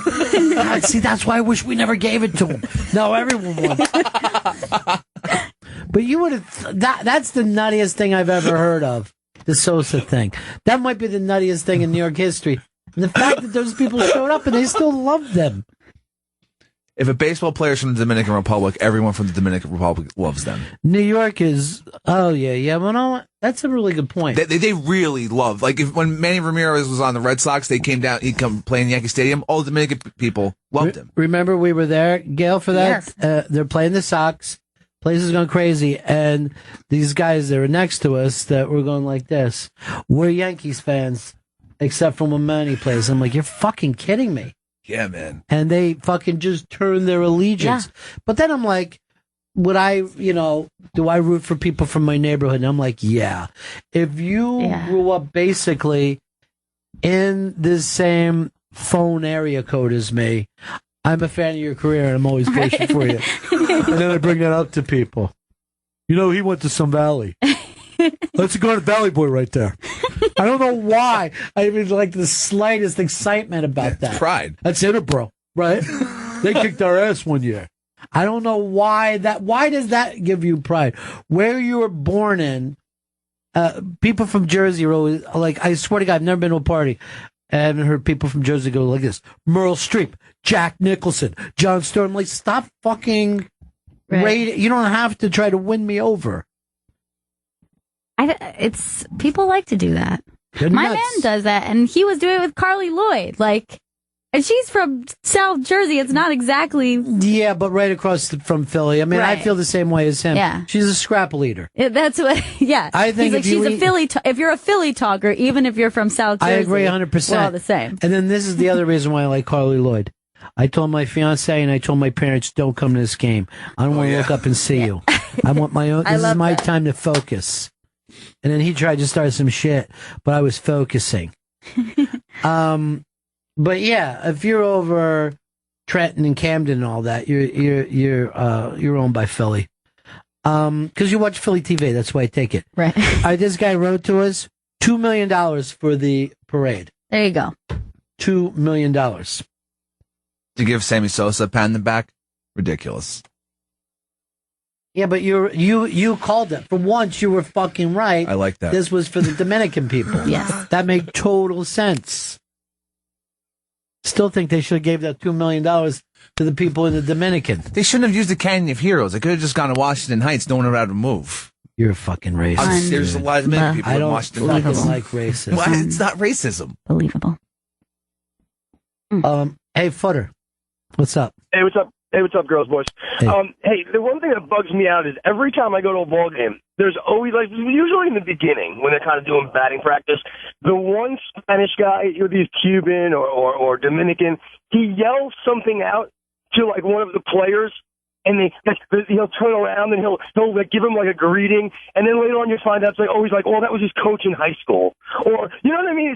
They always have some sort of communication with one of the Latino players. But that's a good thing. Why does that fucking make you mad? Those guys got out. It drives me nuts because it's like, what is every one of your high school coaches? You just bring them along with you for the ride? You know what I mean? No, you don't know why they're there. Maybe they also moved to New York as well. But yeah, I thought that we respected people who remember where they came from. We call them ballers. We do, but it's just every single game. How many people do you know? It's not the same guy. You know what I mean? That must have been a hell of a coach. Hell yeah. He must have been a hell of a coach. Deserves it. Always down in spring training, you could, you would always sit so close to the guys. So I would always do stat stuff on the first base coach, whoever it was, and then I would stand up during the game and said, ladies and gentlemen, coaching first base today. He led the league. He led the Carolina Leagues in doubles in 1967. Put your hands together. And I used to call it friendly heckling, and I would just find something about him, get up, make an announcement, and get my whole section to cheer for him. And the guy would always have to turn around and tip his hat. That's awesome. Yeah. But you just pick out a first base coach and just start to chant. Pump him up. Pump him up a little bit. Yeah, just chant his name during the thing. He's looking around, he's like, all right, thank you, everybody. Didn't expect this. And you would see the guys come out of the dugout to look to see, why are they fucking chanting for this asshole? So, Gail, we'll see. You might be going to the parade. I hope so. I'm doing it right. I want to. Chris, are they coming through here? The girls? I'm looking into it. When? Starting right this second? Right now or yesterday, like you were supposed to. Thank you. Said that's the how thing was good callback, Gail. Mm-hmm. At least somebody remembers to do a callback around here. Yep. Me. Nick in San Diego. Hey, buddies. Good morning. Hey. I'm going to have to agree with that last caller. Anybody from one of these countries who works and has their whole community help them get over to this country and play in baseball, happens to bring a couple coaches over, piece of shit. Sharing success, piece of shit. I hate it. Well, first of all, you have to remember something. They're not like you growing up in San Diego. These guys grew up with nothing, and it takes a ton of people probably to chip in for that kid. Right. He probably got more plantains than anyone else in the village so that he could move ahead. They probably bought him shoes and a batting glove. Oh, yeah. And then flew scouts in to see him and promoted him. It's a lovely thing. It's not an awful thing. It's great. I have no problem with it. It's great. Those countries are so poor. Why not be happy for them? Why not? Because all those guys put money back. This is one of those times that you're helping. It's already done, Chris. We're already done with that thought. Oh, okay. We're going to move along. You don't need to add your racist comments. Thank you, what's Gail. racist about what I just Thank said? you. That's what I was looking to say. Oh. Thanks when you add in, Gail. Yeah. Chris? Yeah. Oh, that was even a word. Robert in Kansas. Ron, you kind of made my point that it's a damn island, man. How many people do you think are there? Of course they're going to know each other. Yes, and they probably supported each other forever. You know, every man on the island probably knows who the kids are that got a chance. You know, God forbid that guy that called in should see people from a small town wave at each other. He might lose his fucking mind. I know. See, that's the thing. Is like people don't. First of all, everyone just thinks, "Oh, this is how I grew up, so that's the way the entire world is." Yeah. Look at the Dominican right there. It's half an island. By the way, I've never met anybody from the DR that I didn't like. Oh, they're so they're fun. always fun. They're fun people. Mm-hmm. And I know, by the way, what I said is a form of prejudice. It's positive prejudice, but when you say, oh, the Dominicans are always fun. They're always dancing. They're Right. always looking for a laugh. That is prejudice because we can't prove that. And yet I know for a fact of every time I know a Dominican, they're always a blast. It's like you're positive, Heckle. Yeah, it really is. See, that's the kind of additional See? stuff. See what I did? Call back. I took it back. Damn it. Yeah. I gotta focus. Think about that. Here's Brian from the West Texas town of El Paso, where he fell in love with a Mexican girl. Oh, she's a beautiful Mexican girl. Sure. So yeah, Mexicans they put ice and a little squeeze of lime in their beers. They call it a michelada, and it's actually quite good. Well, But then with tomato juice, though. No, just lime and ice, and like a Tecate or a Modelo Especial. It's great on these hot summer days. So you're saying that Monsoons come rolling. Bloomberg's a Mexican is what you're basically saying. Well, I'm not saying he's like a Trump kind of Mexican. This is the United States of America. We don't put ice in our beer. I'm sure that you can find somebody on the planet that does all kinds of stuff. Because, matter of fact, I think Italians in Italy do eat pizza with a knife and fork, but a pizza there is different than what we have here. Well, yeah, I'm just it's not unreasonable like your man Chris Stanley was trying to make it seem. Well, it is. I think it's unreasonable in the United States of America. I really do. I don't think that we put ice in the beer. And I know plenty of people who drink Corona or Tecate or whatever, and no one's pouring it over ice. They're drinking it from the bottle like a normal human. Look, when we talk about alcohol and alcohol-related products and alcoholism, yes, talking to Chris Stanley is like talking to Dear Abby about manners. All right? He knows exactly the way things are supposed to be drank. Kid has got it. That's right. I know what I'm doing in one area. All right. Keenan says, I never miss an opportunity to tell people Bobby Moynihan is a buddy from my town. Hashtag Eastchester, hashtag Bennington. Lou from Jersey, see what happens? Now the taxpayers are out $1 million for a big mess. Hashtag nobody cared. Hashtag pointless money wasting. Lou, I don't think so. I think sponsors are going to put that money up. I don't know it for a fact. But it also is a thing that becomes good for the city. If the city thinks, all right, this is going to bring people into into the city, and I expect, a hell of a lot of people there. And every business in that area is going to make a ton of money. I mean, that's just what's going to happen. Yeah, everybody selling 9/11 hats is going to make some extra money for themselves. Let me tell you something. The Canyon of Heroes, and I thought it was all the Mercury astronauts. I didn't know it was only John Glenn. Yeah, just John. Now, wasn't JFK in a Canyon of Heroes? I think I remember seeing something like that before. I'll check. Because you're telling me there's only been several of these that are non-New York sports team related. All right. JFK. I'm not seeing JFK as a Canyon of Heroes guy. Does anyone else remember seeing like a picture? Oh, maybe JFK was at John Glenn. It was not John F. Kennedy. Yeah, in 1960, John F. Kennedy did it. It was in the Canyon of Heroes. Why? For being president? For as the Democratic presidential nominee. Wow. Whoa. It's jumping the gun a little bit. Yeah, that's getting out fast. We got in front this. of it. You think Hillary is gone? I don't know. By the way, I don't view this as nothing and no one cares. First of all, the number of people who watched that event shows that people care. The fact that it was bigger than the World Series, bigger than LeBron James. I'm in the shocked by NBA that. Championships. Yeah, that's crazy. And particularly and they all kept saying it for every little girl watching. Yeah. That is, a game changer. It means a lot, just not for women's soccer, but for women's sports.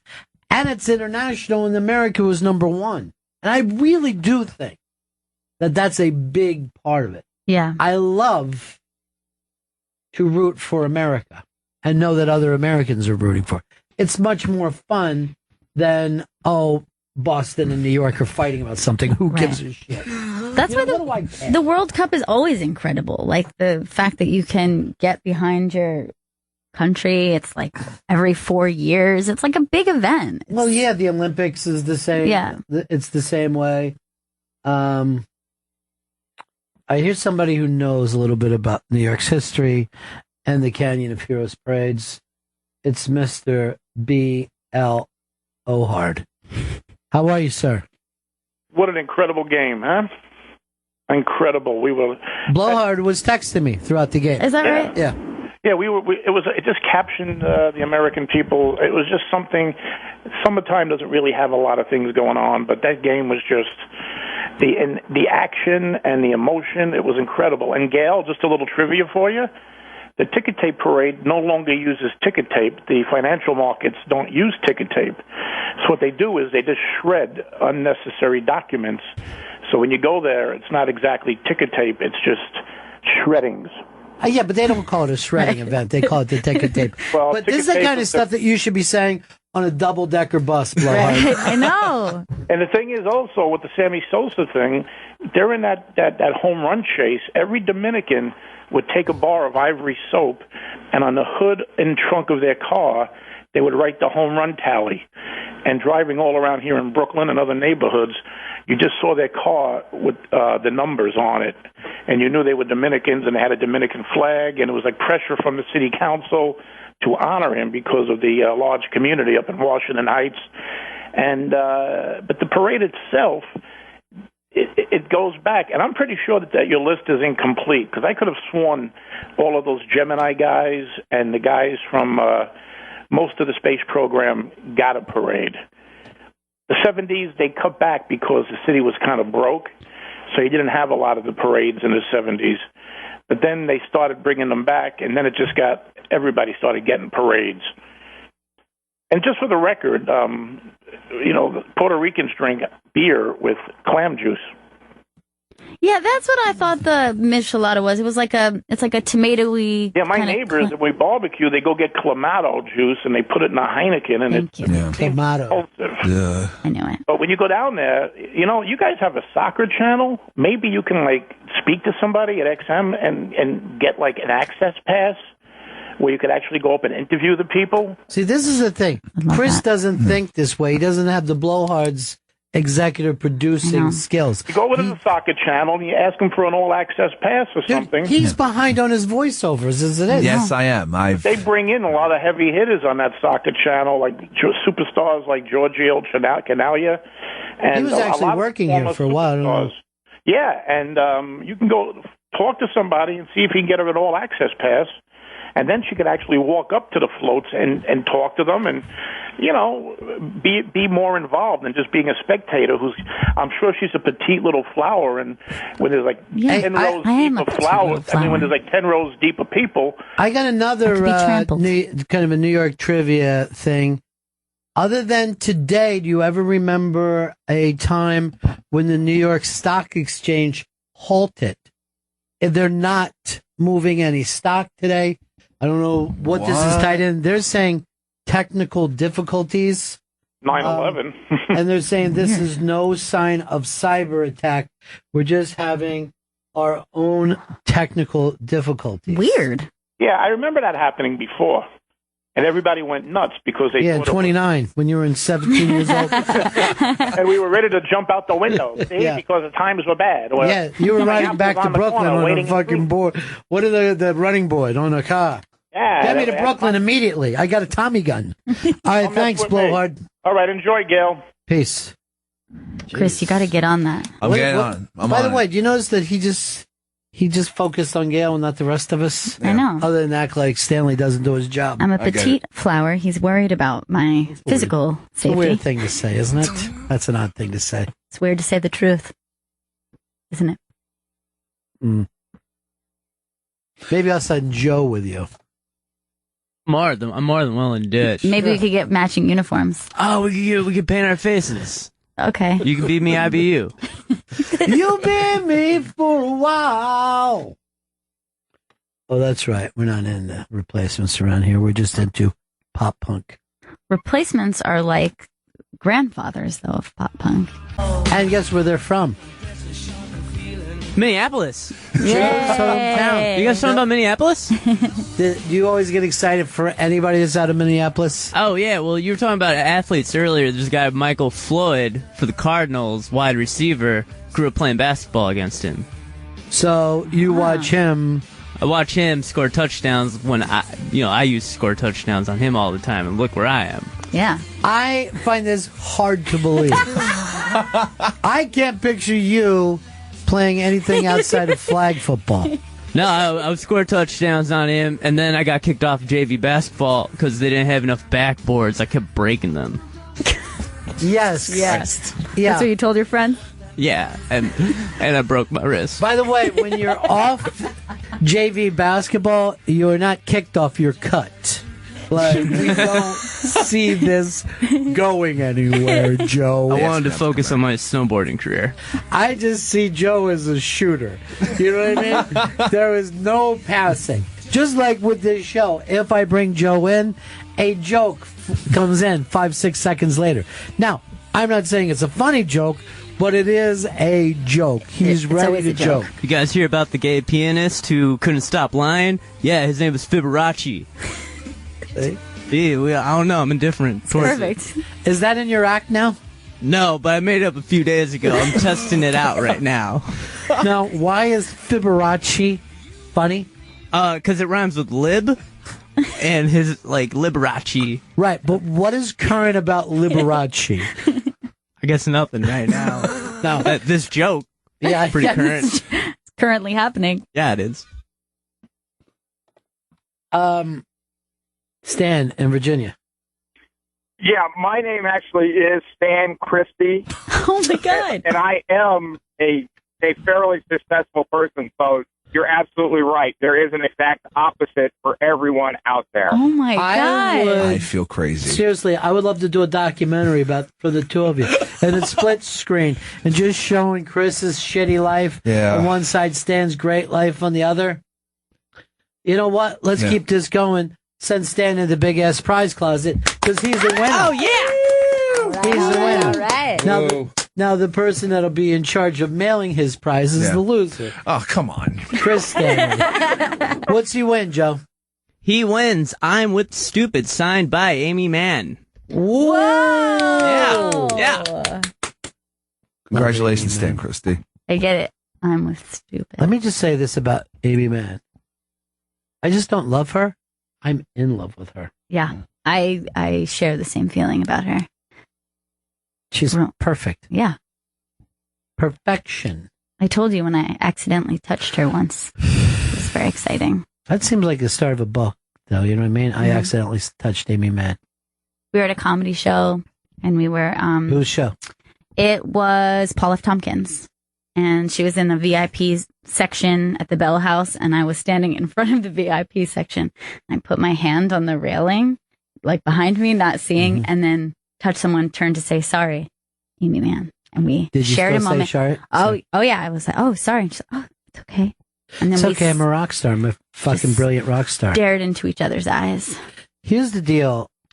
I'm rarely jealous of anyone. I try never to be jealous, but I don't mind being envious. Sure. And Paul F. Tompkins is a person that I do envy because I think he's brilliant. And then he's the type of performer Amy Mann will show up at his show. Yeah, he is. He's super funny, and then he's surrounds himself with cool people. That whole Largo crowd. Yeah, that Largo scene seems like the perfect scene. Yeah. I actually met Amy Mann and Paul F. Tompkins on the same night. They were doing a show together. For a radio show I used to work for in St. Paul, Amy Mann left early. Paul F. Tompkins, though, stayed and hung out with me for maybe 10 minutes, just hanging out. Cool dude. Really cool dude. First of all, when I thought you said the same night, I thought you meant the same night as Gail. Oh, no. And I was like, wow, this is amazing. You guys This is look so like you weird. didn't know each other. Yeah, I did. I did the Unmasked with Paul F. Tompkins, and we've had him come in. He stops in when he's in New York. Always dressed cool. Always. He's a snappy dresser. Funny in a really original way. And then, like you said, he'll be like, "Oh, this is my friend Amy. Someone told me she sings. I don't know." I think he's brilliant, man. Well, and of course, they're both friends with who does our show. What's that? They're both friends with who does our show. Ew. How could you forget this? Because we sat and talked about it. It was the last time. Now he has a podcast, but used to be on. Oh, Tom Sharpling, yeah. Yeah, you never wrote that. I thought you would tie it all in. I thought that I had this thing that we'd all go at the same time. Tom Sharpling. But instead, you're like, what? Who? And now it's like I have a fun quiz What? that nobody wants to be in. I thought you meant currently does the Yeah. show. Like, And Joe? I looked Dan? over and Chris was making up a list of his own favorite sandwiches. Which What did you oddly, get? he had egg salad as number one, which is crazy. Love egg salad. Listen, Out I of got nothing favorite, against though? it, but number Delicious. one? Yeah. Egg salad, Cuban. Yeah. Oh yeah, you're right. They are going to show up on everyone's list, but no one else would put egg salad as No. first. Egg salad. He also has dry egg salad, which surprised me. No Yeah. mayo? No, No. He he's watching what he eats right now. Thank you. know, No mayo. he wants to make sure he keeps fitting into that army green T-shirt that he bought. It's What are beautiful the on other you. two colors? Green also. Green also, yeah. Great. So we're going to see the same T-shirt constantly. Yes. Okay. It's three brand new shirts in the rotation. It's not. It's if they're really all- one. If they look the same, that's one shirt in the rotation. No, I say it's three. It's just, they're not dirty. And that's like I'm wearing the same shirt every day. I'm wearing a But new to clean us, shirt. it will be. We'll just see the same filthy shirt. No, it's clean. It'll be clean because it's new. But we won't know that. We Chris. won't This know is what it. I'm trying to We're all tell going to you. think it's dirty Well, I'm going to tell you it isn't. every day. You can't Hello, and I'm wearing a Look, clean shirt. I'm willing to bet that new shirt is already dirty. I wore it yesterday. All right. It's 2 days in a row. Okay. Why do you wear the same T-shirt? I don't know. That's the first thing I found. Leaving the home today. Found because you slept in it? I'm leaving the home today. No, it was next I to don't the know bed. where you live, but I guarantee it's not a home. Well, it looks great on you. It's a Thank great you. color. Thank you. I appreciate that compliment. You're welcome. Moving on up. Yeah. You kidding? And look at that shirt. The Sebastian Maniscalco Unmasked is happening Monday, July 13th at 4 p.m. Next Monday at 4 p.m. at the Sirius XM Studios. Go to theinterrobang.com for a chance to win free tickets. Very nice. I saw him on the Colin Firthington show. Craig Ferguson. Oof. Why don't we break here? Let's be Sure, back. why not? Let's go to be back on Broadway. I'm going to go to that Unmasked that you brought up, too. Yeah, I'll be there. Yes. Oh, yeah, definitely. That kid's on his way, huh? Hell yeah. He is popping. And he's going to be on, what is it, the Oddball Comedy Oddball. Festival. That's another great gig. for I Jay. know. That's another great gig for Jay. Everything's happening for Jay right now. It is. It's Jay's time. He deserves it. Oh, you know when it's going to be Chris's time? When's that? Never. Oh, come on. When we come back, we'll talk about Joey Chestnut, no longer the king of Nathan's Hot Dogs. You're listening to Bennington. This is Bennington. Raw Dog Comedy Hits. Sirius XM 99. You know, Gail, I know we make fun of Chris a lot, but he's got something that he wants to tell us. And you said that this was important to you, right, Chris? Really important. And you said it was too important for you to just to say, so you wrote it down. Exactly. Yeah. What is it, Chris? Go ahead, Chris. Go ahead and say. Tito's Handmade Vodka is America's original craft vodka. In 1995, Tito Beverage had the idea of building his own microdistillery, incorporating the boutique winery concept into the spirits industry. He acquired the first legal permit to distill in Texas and put his life savings into it, racking up 19 credit cards to build his own copper pot stills and condensers. No, Chris, why did you want to even tell us this? Well, because it's about Tito. There's more. Yeah, I know, but why? 'Cause- I want everyone to know about Tito's. Well, why did you want me and Gail to sit down and listen? Because I want you guys to make sure you get all the stuff I'm saying right now. Yeah, I got it from all the other times we've talked about it. No, but here's just one more time, though. Because since then, he's been awarded a 95 rating by Wine Enthusiast, won the unanimous Judge's Choice Double Gold Medal at the World Spirits Competition, the Chairman's Trophy for World's Best Vodka Tonic, and many others. You're not telling us anything we don't know. How about this part? It's got a modest paper label on a simple bottle, so all you pay for is the exceptional handmade vodka inside. Wait, I never realized that's why they went with that design. Yeah, actually, that's the first time I've heard that. You know what? Now that I've heard it that way, it's brilliant. Yeah. Chris, Yeah. is there more? Oh, there's more. Because Tito still makes his vodka by hand in the same land where he started it all, in Austin, Texas. Tito's handmade vodka is distilled 6 times from 100% corn. Quick question, because you don't... Is that Austin, Texas, United States of America? USA. Okay, I thought I knew where it was. Yeah. But I didn't know whether there was an Austin, Texas in Russia or Poland, since you're talking about vodka. We're talking America. Who's we? Us. Who's us? Bennington. No, you're the only one doing it. You got to remember who you are. All three of us. You're telling us. Yeah. There's a premise to this. Yeah.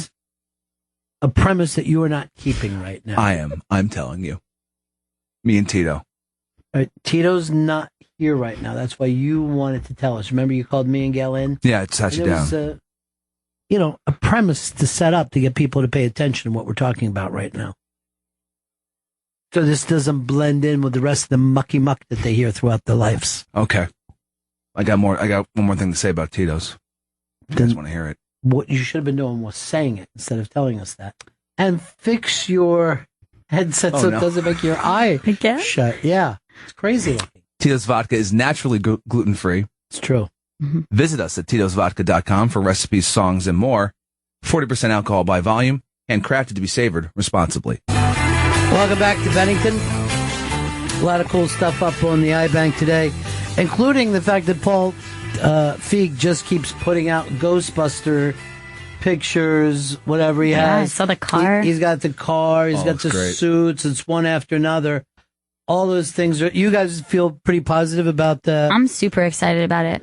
I think it's a lot better than if he would have tried to do this with dudes. You know what I mean? Like the initial thing was Seth Rogen and all those guys. Yeah, that would have been too close. Now you're setting it apart. You know, you can compare it, but it's not going to be... I think it won't be as much of a competition because it's going to see on its own. Yeah, it'll be like a whole, just a different thing.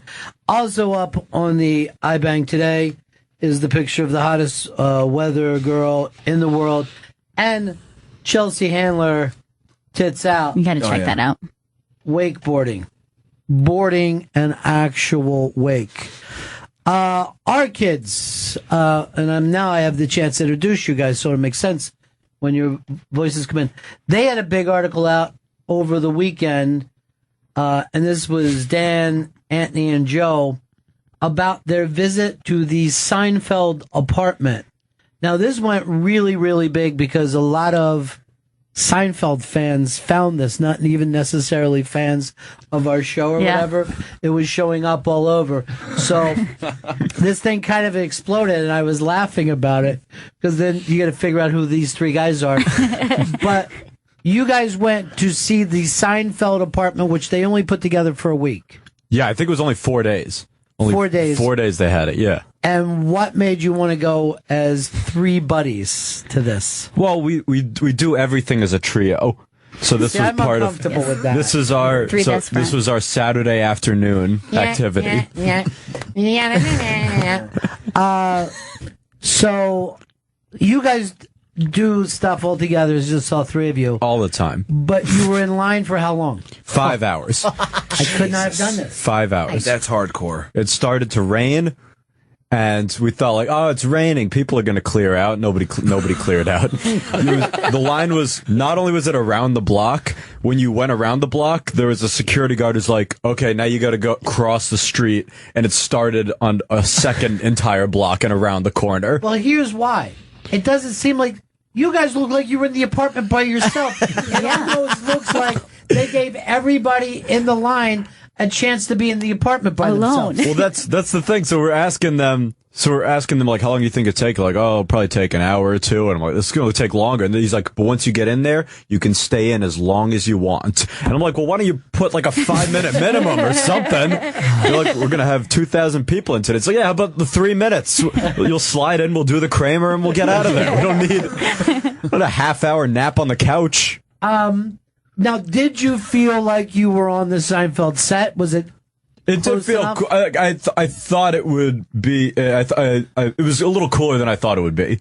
Actually, going in because I got all the details and guy stuff. Out of everybody, you're the only cynical guy. Right. Joe, did you enjoy it? Oh, I loved it. Yeah. There was a whole museum there too, and we made friends with an Australian couple. Then we shared their umbrella. It was awesome. Oh yeah, they kept us dry in the rain. That Australian couple, they flew in from Australia. They were in New York for like 2 weeks, and they said the main reason they came was because they heard there was going to be the Seinfeld set. Insane. Australia. Crazy. You got to take a plane. I guess if you're a giant fan, like I was actually thinking this, people would probably feel the same way about the old Ghostbusters stuff. Yeah. Like there's certain stuff that people like the memorabilia, but I don't know if I could do 5 hours. It is crazy, just like, because outside the apartment to the right, they had the whole museum set up of like these little items from every episode. And I was trying to think of another show where there's that many little things, like that little bottle of Bosco that people were taking photos of, like like it was, the Leaning Tower or something. Well, someone wrote this. I love the picture of Joe staring at the oven mitt like he's Ferris Bueller at the museum. Why were you staring? Joe, don't even worry about the phones. This is your time. This is your time. That's sweet that you want to. But this is about you. Yeah. Why did you care so much about the oven mitt? Oh, well, it keeps your hands, from burning. But I know. No, but it doesn't keep, it's the opposite. that could have been any oven mitt. You could come over to my house and see mine. I just wanted to really look pensive at Now, everything in the museum. How do we know that's the same Frogger machine? Well, I don't think it is because that one got destroyed, I think, didn't it? Yeah, you're right, Yeah. but they probably used a couple. All right, there's also video of you guys pretending you're in the show. This is my favorite part. Why? Because it was we literally had nothing to do for 5 hours, and Dan kept going, all right, let's do our favorite Seinfeld moment. We did another classic Seinfeld moment, and Well, we we'll would. just put it on hold, Chris, because I Yeah. think it makes more sense for people to see at the iBang. But who fell into which character? Oh well, that was the beauty of it because we're all very versatile. We would just rotate. We're all We'd stage, rotate. we're all stage That is the trained. beauty of it. Just Don't think any of you guys are versatile. Just sift around. We're all Interchangeable. equally Kramer and Elaine, All right, and equally not Kramer and Elaine. I have a big problem with this. People who work together, then on their day off, decide to do something together. Best friends. Now, here's the other weird thing. Gail wasn't invited. Chris wasn't invited. No. I wasn't invited. There's something about that room over there that makes you guys feel above us. I think that the three of us need to start doing some things together. More group we know activity. We're the other three. But we do that, but without Chris. Right. Oh, I'm just by myself. All by myself. You can come with us. We might go to the Dharma and Greg replica set. that they're No, I don't gonna want to go build to pretty Dharma soon. and Greg. We're going to go to Central Perk. Somebody actually wrote that you guys look like you would have more fun on the Big Bang Theory set. Have you guys ever been out to LA where you do like part of the tour is to walk in and see the sets? No, I never have. And it's oddly like what you did was at least made you feel like you're in an apartment.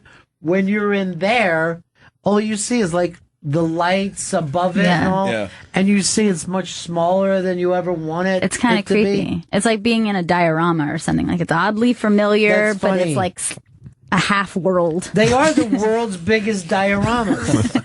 And by the way, I got an A, one of my few A's in my whole life, doing a diorama. On what?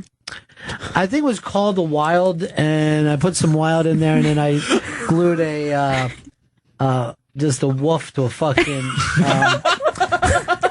to a shoebox. Perfect. But she was like, "You captured it," and I remember just standing there going like this.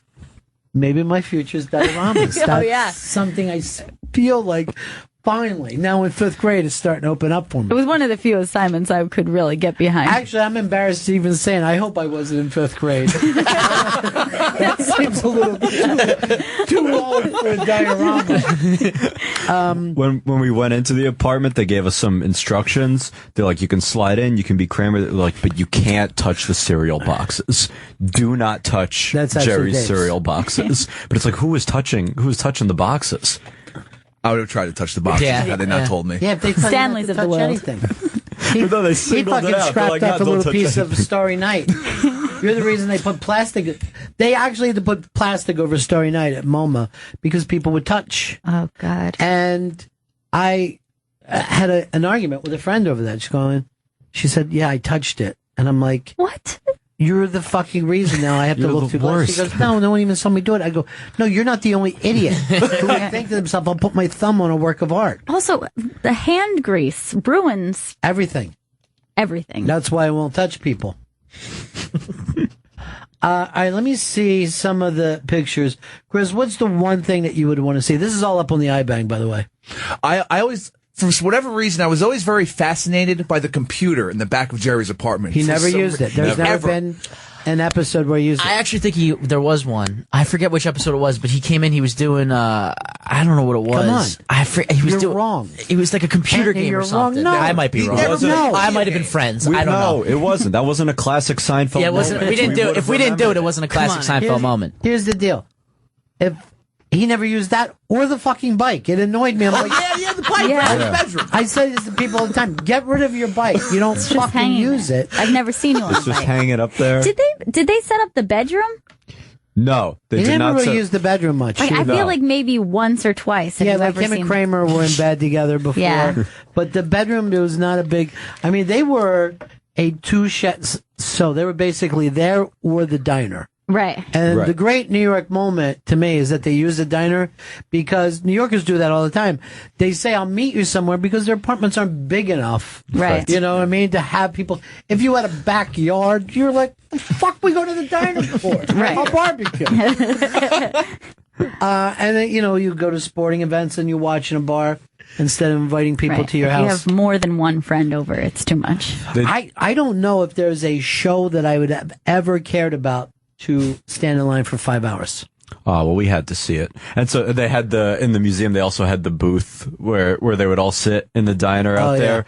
And they had Kramer's apartment across, which obviously you couldn't go into, but you could see like red light coming out from under it where they opened the chicken shack where there's that flaming red light.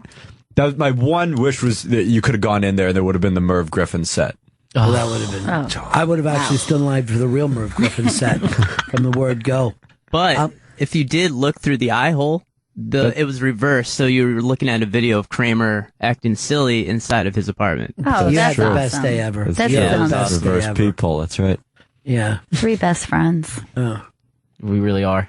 Also, there was a car crash that happened while we were in line, and the security guy turns around and he's like, yeah, finally some action! And everyone was so happy. Yeah, it was right before we crossed the street to get to the other 5-hour line. Yeah, we to go saw around the block. Yeah, we saw a taxi cab just smash a truck. It was a head-on collision.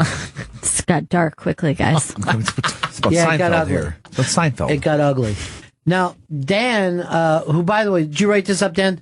Yeah. Dan is a very fine writer. Well, As thank I you. said, this has gotten a lot of attention.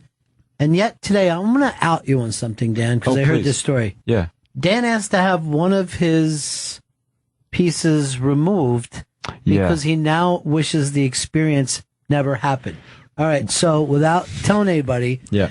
and this, we'll see. This is a new game show called Who Knows Dan Best. Oh, gosh. Don't look it up, Joe. I see you over there looking shit up. I was looking at the weather. This is something that Dan wrote about in the past that he'd like to get rid of. Okay. You think you got I it? don't have like the definitive. Can I give a general? Sure. Okay, this is my general idea is that he saw a comedian perform and gave a sort of bad review or bad. You are half right with that. Let's I move think he on. went to a comedy venue that he trashed and then said he wished he never trashed. We're getting further away, Joe. I think so. He saw a comedian, gave said comedian a good review, and then wanted to take it back. That is closer to the truth. These guys think I'm negative. Yeah. No, everyone knows you are. But here's the problem, Dan. You hang around with these two weirdly positive people. I know. It elevates it. Yeah, It's a nice balancing act. but it makes everybody over here go, what the fuck's with Dan? He's not like the other two. No, When it's so dark. I asked Andy, what's your favorite Seinfeld episode? And he's like, the one where we don't have to wait 45 hours in line. That's the snark I was dealing with all day when I was trying to let a sunshine be my umbrella. Sunshine shouldn't be an umbrella. It's impossible. But that's a saying that somebody said. No. Light's intangible. Mark Twain? One of the Sunshine guys? is not an umbrella under any circumstances. One of the guys said that. Yeah. I'm going to say he trashed a club owner. And No. I was the closest. Was mine the closest? Well, just think of where we are. No, I think Joe's is the closest Okay. that he said something good about a comedian Right. that now he wishes he hadn't. Okay, Yeah. I got it. I got it. Did he say something positive about Bill Cosby? He actually said, Right. and he wrote this up, and it was very sweet, and it was about meeting his idol, Bill Cosby. When I was a kid, yeah. Yeah. And now you wished that you never met him, or you never admitted that you enjoyed meeting him. No, well, it's not. Well, it's a weird thing because it's like it's not that I wish I hadn't met him because like a lot of kids, he's like probably one of the first comics I ever heard, and I met him when I was maybe 13. I don't even know how old at the Blue Note he was hosting for this thing. Elvin Jones, who was in like Coltrane's quartet, died, so it was this benefit for him in the Village, and I met him. It was a cool thing, and I wrote that thing up, and it was just a weirdly uncomfortable thing of like, because I'd forgotten I wrote that, and then I went and found that it's like it was cool meeting him at the time, but he also. He seems to rape a lot of people, and putting it through that lens Sure. gives that piece a different focus when you consider his propensity to do lots of raping. But now you're going to think of it this way. Unlike us, you got to meet a serial rapist. Yes. That's That true. you know of. I mean, maybe you have. But yeah, well, I left that out of the thing because I wasn't aware at the time. Why didn't you stop him? If only you had stopped him. But let me just say this. This is the interesting part of this, because this feels personal to you. Yeah. But anyone who's ever written or met Bill Cosby has the same feeling as you now. Rather than be communist Russia and try to whitewash the truth, you should write a new piece. Yes, what I it's should. like to have that memory change. Right. Well, it's a weird thing and a complicated thing because I feel like I don't know how you like Andy or Joe feel, but like I feel like a lot of comics or people interested in comedy my age or it's easier to disassociate because they're like, he's old and I don't really give a shit. Like they didn't really grow up listening to that, so it's kind of easier to disconnect from that. But like I don't know, I grew up listening to a lot of those older guys like him and like Newhart and a lot of those guys who I just thought were great. So it just felt like I have some peers where it's easier to be like, well, I never fucking thought he was funny anyway. Right. So it's easier to just say that shit, Yeah, because you're somewhat, you'll go and watch the stuff. And for me, I always thought that the Cosby Show blew. I thought it was stupid. But fucking Bill Cosby in the 60s into the early 70s was white fucking heat. Yeah. If you go back and watch any of those things where you wouldn't normally see a black man on a couch next to a white guy being funny. Right. And there was stuff that I saw him do. Oh, when I went back to when I interviewed Dick Cavett, I'm watching old Dick Cavett episodes, and Cosby came out, and it was like Groucho was there, and Jack Benny, and Cavett. And Cosby would have had to probably been the fucking age of you guys now. Jesus. And he was as confident as fuck. He was sitting there with a cigar, just feeling like I belong there in a time where there were places in this country he couldn't sit at a fucking counter or whatever. You know what I mean? Yeah. His confidence level was through the roof. You listen, like his first album is where he has the Noah routine, a very funny fellow. Unbelievable. Right. And it's an amazing one. And you listen to that and if you see him perform, it's the same thing. He's got this swagger that you would think he'd been in the business for 50 years at that time. He was just so natural and in control, and it's also smooth and polished, like right away. And let's face something, like today, of course, the Noah thing sounds cute. It was fucking edgy to like, hey, here's some Bible stories, let's have fun with it. Right, let's joke around about God saying some shit or whatever. Because like people were like really Catholic then and really Baptist then. Right. Well, I guess people are still really Baptist. There are more of them. But what changed everything for Bill Cosby? What was the joke that changed his life? That was Hannibal Buress. Hannibal Buress has a new series coming to Comedy Central called Why? With Hannibal Buress, where he'll be asking some of life's biggest question. Show premieres tonight, 10:30, and then 9:30 Central, after all new Key and Peele. Full episodes are available anytime on the Comedy Central app. Make sure you have that Comedy Central app. In each episode, Hannibal will tackle the burning questions of his mind through a stand-up film segment and sketches. The show will serve up his hilarious and odd and always curious brain. So, questions like, why is the National Spelling Bee on ESPN? Or why do people act like olives taste good? By the way, I've never had an olive in my life. Just don't. Never eaten an olive. I don't know if they're good or bad. I'll try to pick around it. But love olive oil. Oh, it's the best. It's great. They're all fair game on this big show. Featured on the roast of Justin Bieber.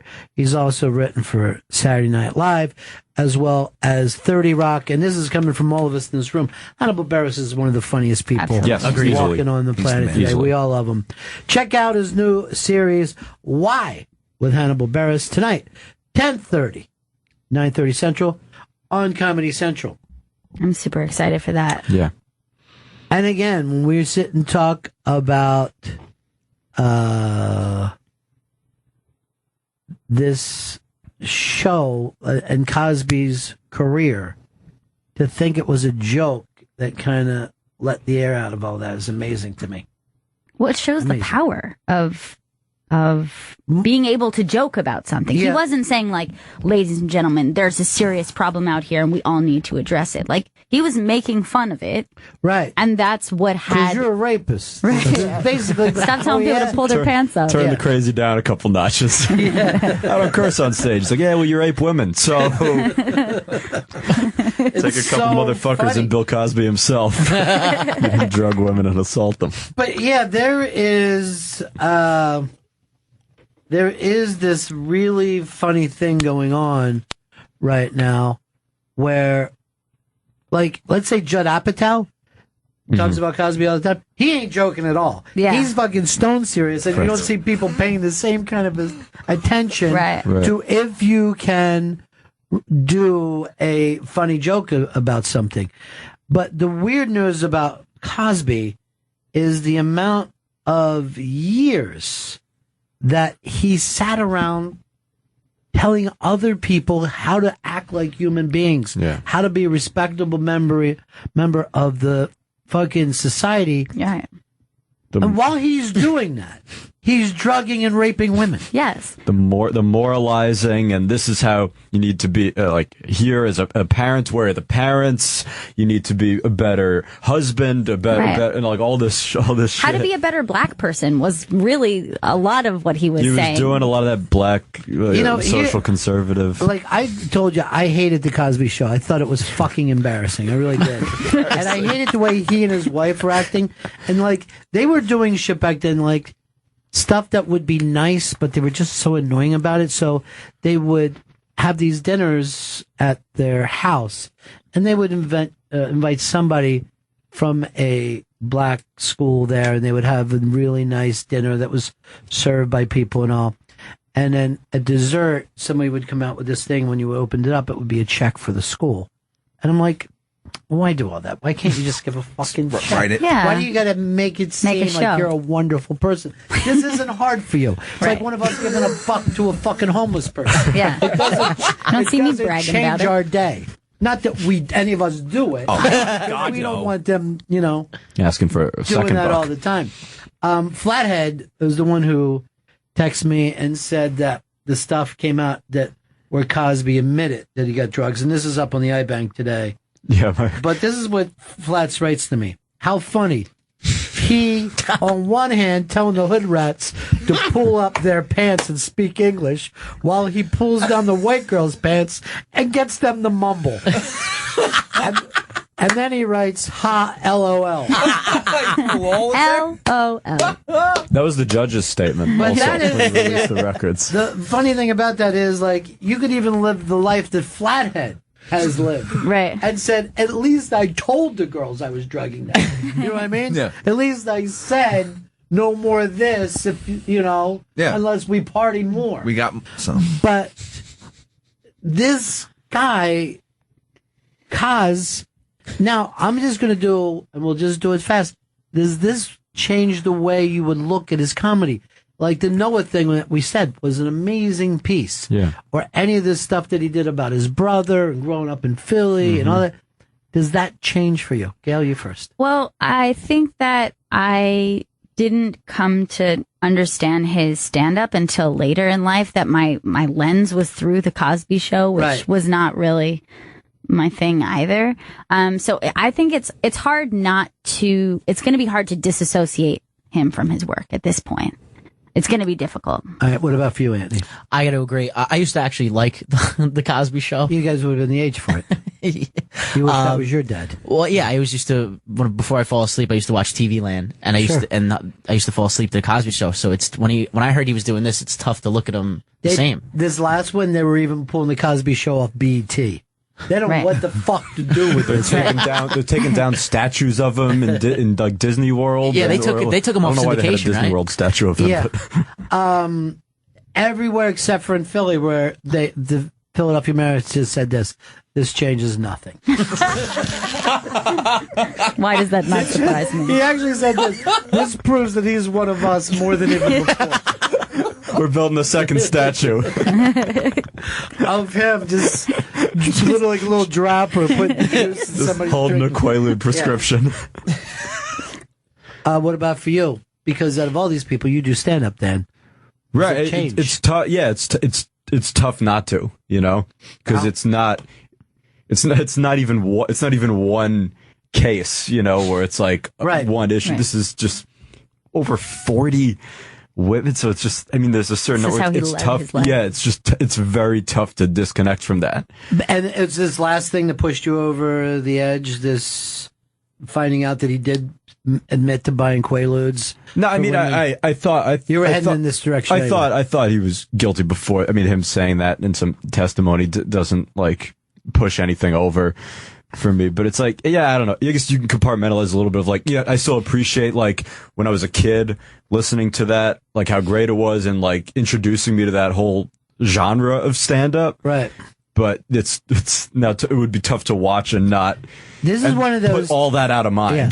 This is one of those times that I really miss Joan Rivers, because I talked to her on air and off air about that era that she worked New York, and it was Woody Allen and Cosby. Yeah.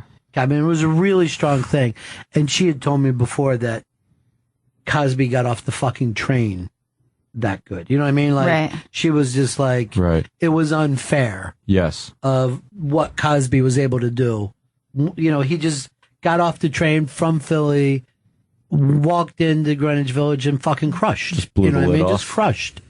And I would love to have gotten her feedback of somebody who's known him for 50 years, you know, and had to play the part for years that she was the bad guy and he was the good guy. Right. You know what I mean? Like, she was the mean one. Like, I am, when I interviewed Cosby,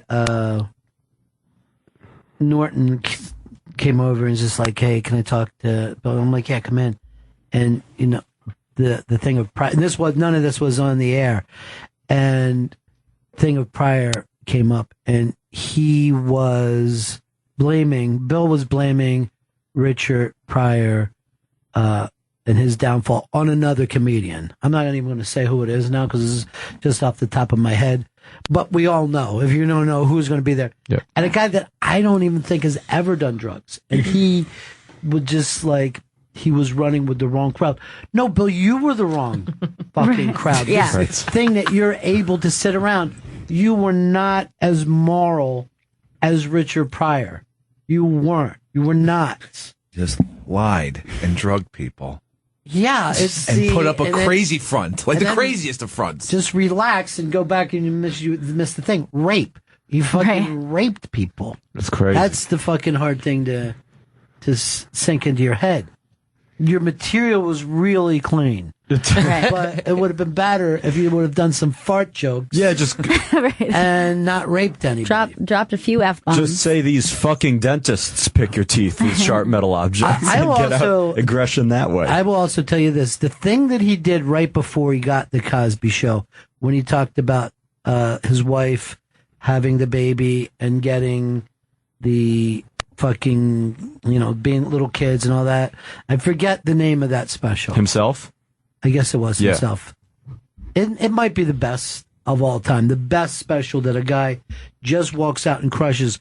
And I remember, I went in, when my kids were born, and the nurses were doing lines from that. I'm like, have you seen that? This is that entire industry loved that bit. And after that, people started talking about, that every comic after that would add the fact that they were in when their kid was born and do something about it. Right. But that was a fucking brilliant special. That was an amazing one. Yeah. It has that bit. It's the one where he talks about making his kids chocolate cake for That breakfast. is great. Which He is gives them chocolate cake. Right, that's like a one-line thing that he turns into a 10-minute story where every beat of it is funny and escalates and has a joke and ties back in the end perfectly.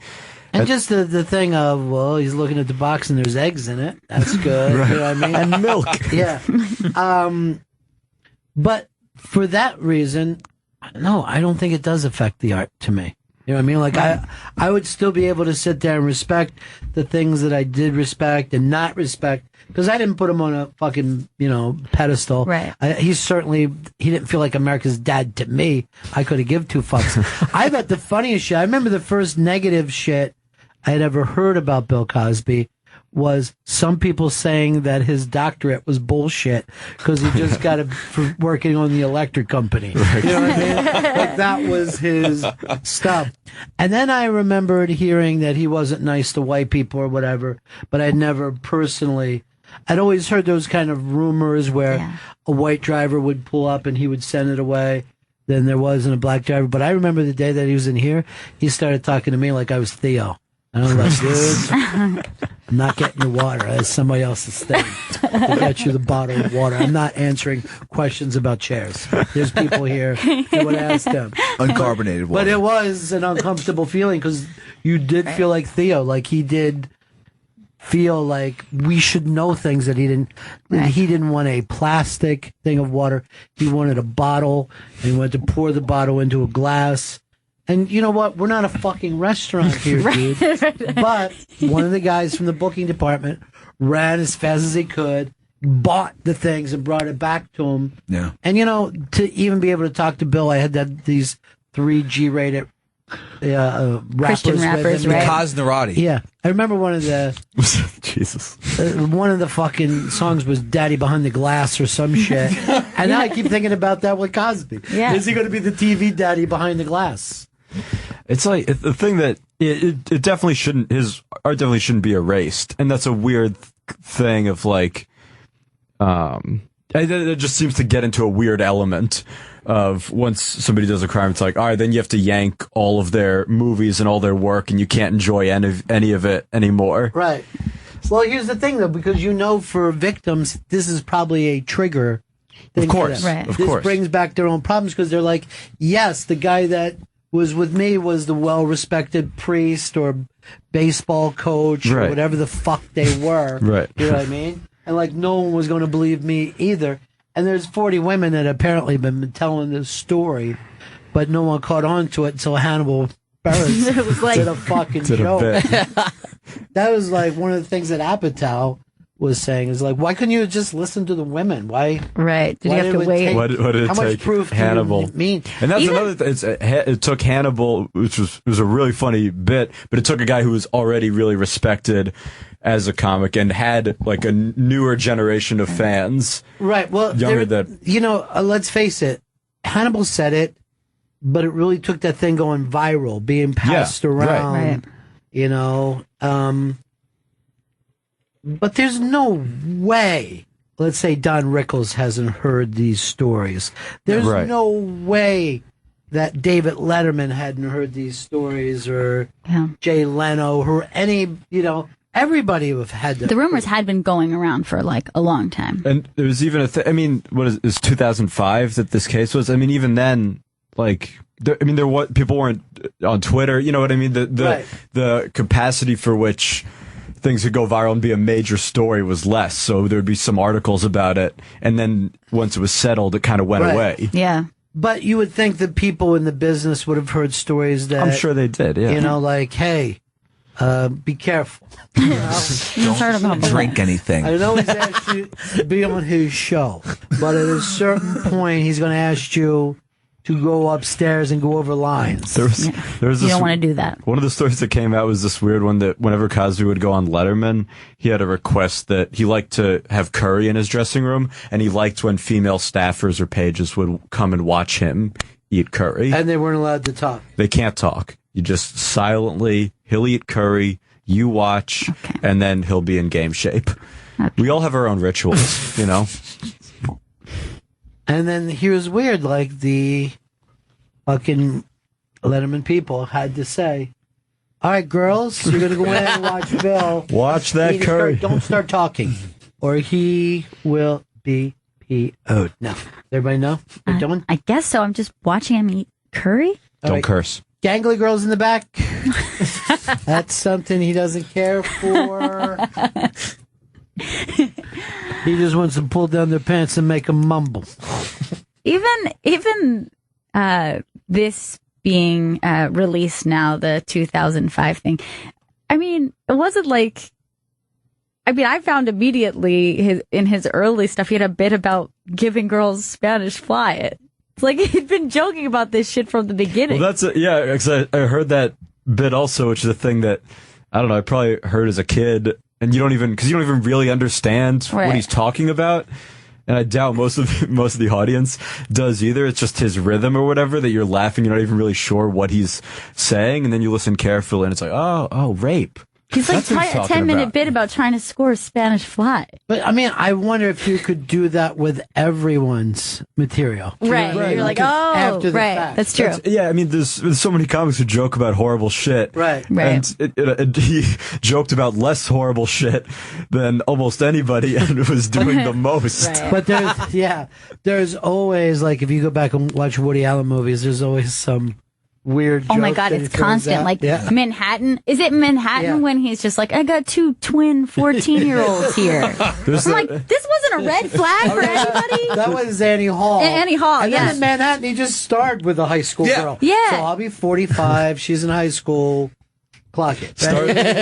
Stardust Memories, there's another where it's like he comes in with his girlfriend and she's like yelling at him because they're just coming from dinner. She's like, you were staring at her. You were staring at my niece. And he's like, she's 13. I wasn't looking at her. And then they just move on from it. It's never addressed again. And that's when you watch it, you're like, that's weird. It's not even a plot device. There's thousands of things a couple could be arguing about when they get home. That's what popped into his head. There was also a scene where his fucking psycho girlfriend in that was bringing up about flirting with her dad and the mom being jealous. Yes. They're like, oh, It's a weird incestuous thing. What'd you say? Yeah, because it's like they're having the same like flirty dialogue that he had with like Keaton and Annie Hall of like, oh, I love you, but instead he's like, so you ever, when you were like alone in the house with your dad, did he ever touch you like beautiful young daughter, mom away? And she was like, well, a little bit, and he's like, oh, and it just moves on. That's the way people talk to strippers. And then what did he do? That's horrible. Then what did he do? He just put it over this Gershwin music, so it seemed cool.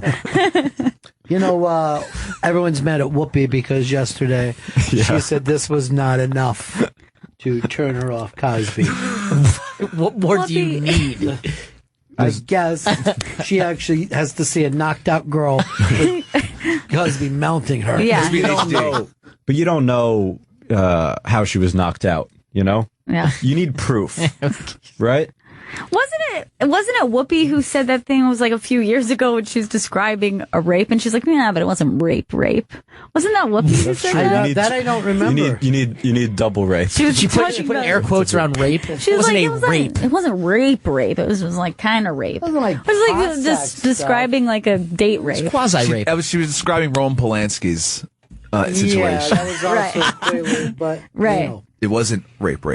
She's a big fan of this, actually. Well, she's been in Hollywood. She knows that you don't go bad mouthing people for other stuff, other people could be like, hey, we all do a little bit of that, right? Hollywood. We're all in this together. Coming up a little later on, Chris, you've got a segment for us, the Tito's segment. The Innovators of Entertainment, which is brought to you by Tito's Handmade Vodka. Tito's Handmade Vodka is America's original craft vodka, distilled 6 times from 100% corn and naturally gluten-free. Come visit us at titosvodka.com. And what's the segment? Who's the guest? The segment is the Innovators of Entertainment, and the guest is the managing editor of Rolling Stone, Mr. Will Dana. Wow. That's really, really cool. That's Super awesome. Cool. Yeah. For me, Rolling Stone's always been that center of the rock and roll universe. You know, I don't. It's also for you younger guys the same way. To Almost Famous was about exactly what I thought it would have been like to be a young writer for Rolling Stone. Like, if you were ever at a show and you saw someone taking notes, you're like, this could be a job thing that I'm doing right here. Just going to shows? Well, Cameron Crowe's life to me of being, a writer for Rolling Stone, then moving on and, writing and then directing for film. Oh, and by the way, he married a rock star during this whole thing. I can't think of like a funner, cooler way to spend your life. My relationship with Rolling Stone was like my first memory of it was you had that Annie Leibovitz. Oh yeah, I love Annie Leibovitz's and it's all pictures. her photography from the covers and different things that she had done, and I would flip through and study like the photos and the names, and I was just like in awe of it. It was just like so. It was like this touchstone of just like a million cool people, and I just wanted to know who each person was in every picture. I wanted, when they did that list, I don't know, like 10 years ago or so, they tried to do the 500 greatest songs of all time ranked. I wanted to make a point to just get every one of the songs. I wanted all 500 of them. Were you able to listen to all of them? Yeah, I did listen to all of them. See, that would always be that thing. You had, if you were Rolling Stone, you had a couple different kind of filters of, you either say this person that you haven't heard of is fucking cool. Or this band that you think that you like, not really so cool. You know what I mean? They're doing well on the charts. So it would always be interesting. Like, I still see Dave Marsh, walking around here. Dave Marsh does a show. And I remember, like, reading his reviews as if, it couldn't have been more important to me when I was a kid. Right. Because you want to like the good stuff. If there's anything in life that you've ever, there's two things. Yes, you're going to like these songs, but to know the difference whether something is comfort food or it's really a good food doesn't mean that you don't like, a slice of pizza walking down the street, but kind of to know what it is the shit that you're looking to find out when you're a young teen, It is funny that the outlet that it appears in just carries all that weight. So at least when I would read reviews and stuff, like, you're not looking at the person's name. Really, you're just seeing like, wow, Rolling Stone said it's great. Yeah. See, this is the thing the other day when Washington Post took a shot at Amy Schumer. Right. That's an opinion person that came in, but we all just say the fucking Washington Post. Yeah, absolutely. Now, how few things are there like that? There's Washington Post, there's New York Times. You could still say Playboy, I guess, Esquire. There's only a couple things that, are going to say if a movie is good or an album is good. I mean, it's one thing somebody on a blog says that your album was one of the 10 best. Right. But even something like, I remember when they put O&A in the Who's Hot section when I was working with them and their show started being syndicated. I'm like, what the fuck? This is unbelievable. You know what I mean? They just, Who's Hot section. Did you see this? Rolling Stone? Yeah. And they don't just put anybody on the cover. No, they're not going to put a band with a couple of hits. No. On the cover. So we'll be talking to him. But I remember when Kinnison got the cover of Rolling Stone because it was so rare for a comic to do that then. And then he was pissed. He hated the picture. Really? Yeah. What was the picture? It was just him with chains attached With to his it. face. Oh, yeah. Yelling. I kind of remember. Probably yelling of some sort. He He wanted. never I yelled. kind of remember that. Yeah. He just hated Yeah. it. Now, to me, that looked fantastic. That's a fun photo. But, when you don't look pretty, I guess it fucking pisses you off sometimes. But that's his character. Like when you imagine him, that's how you think of him. I think he wanted to look like a doll baby on there. Right.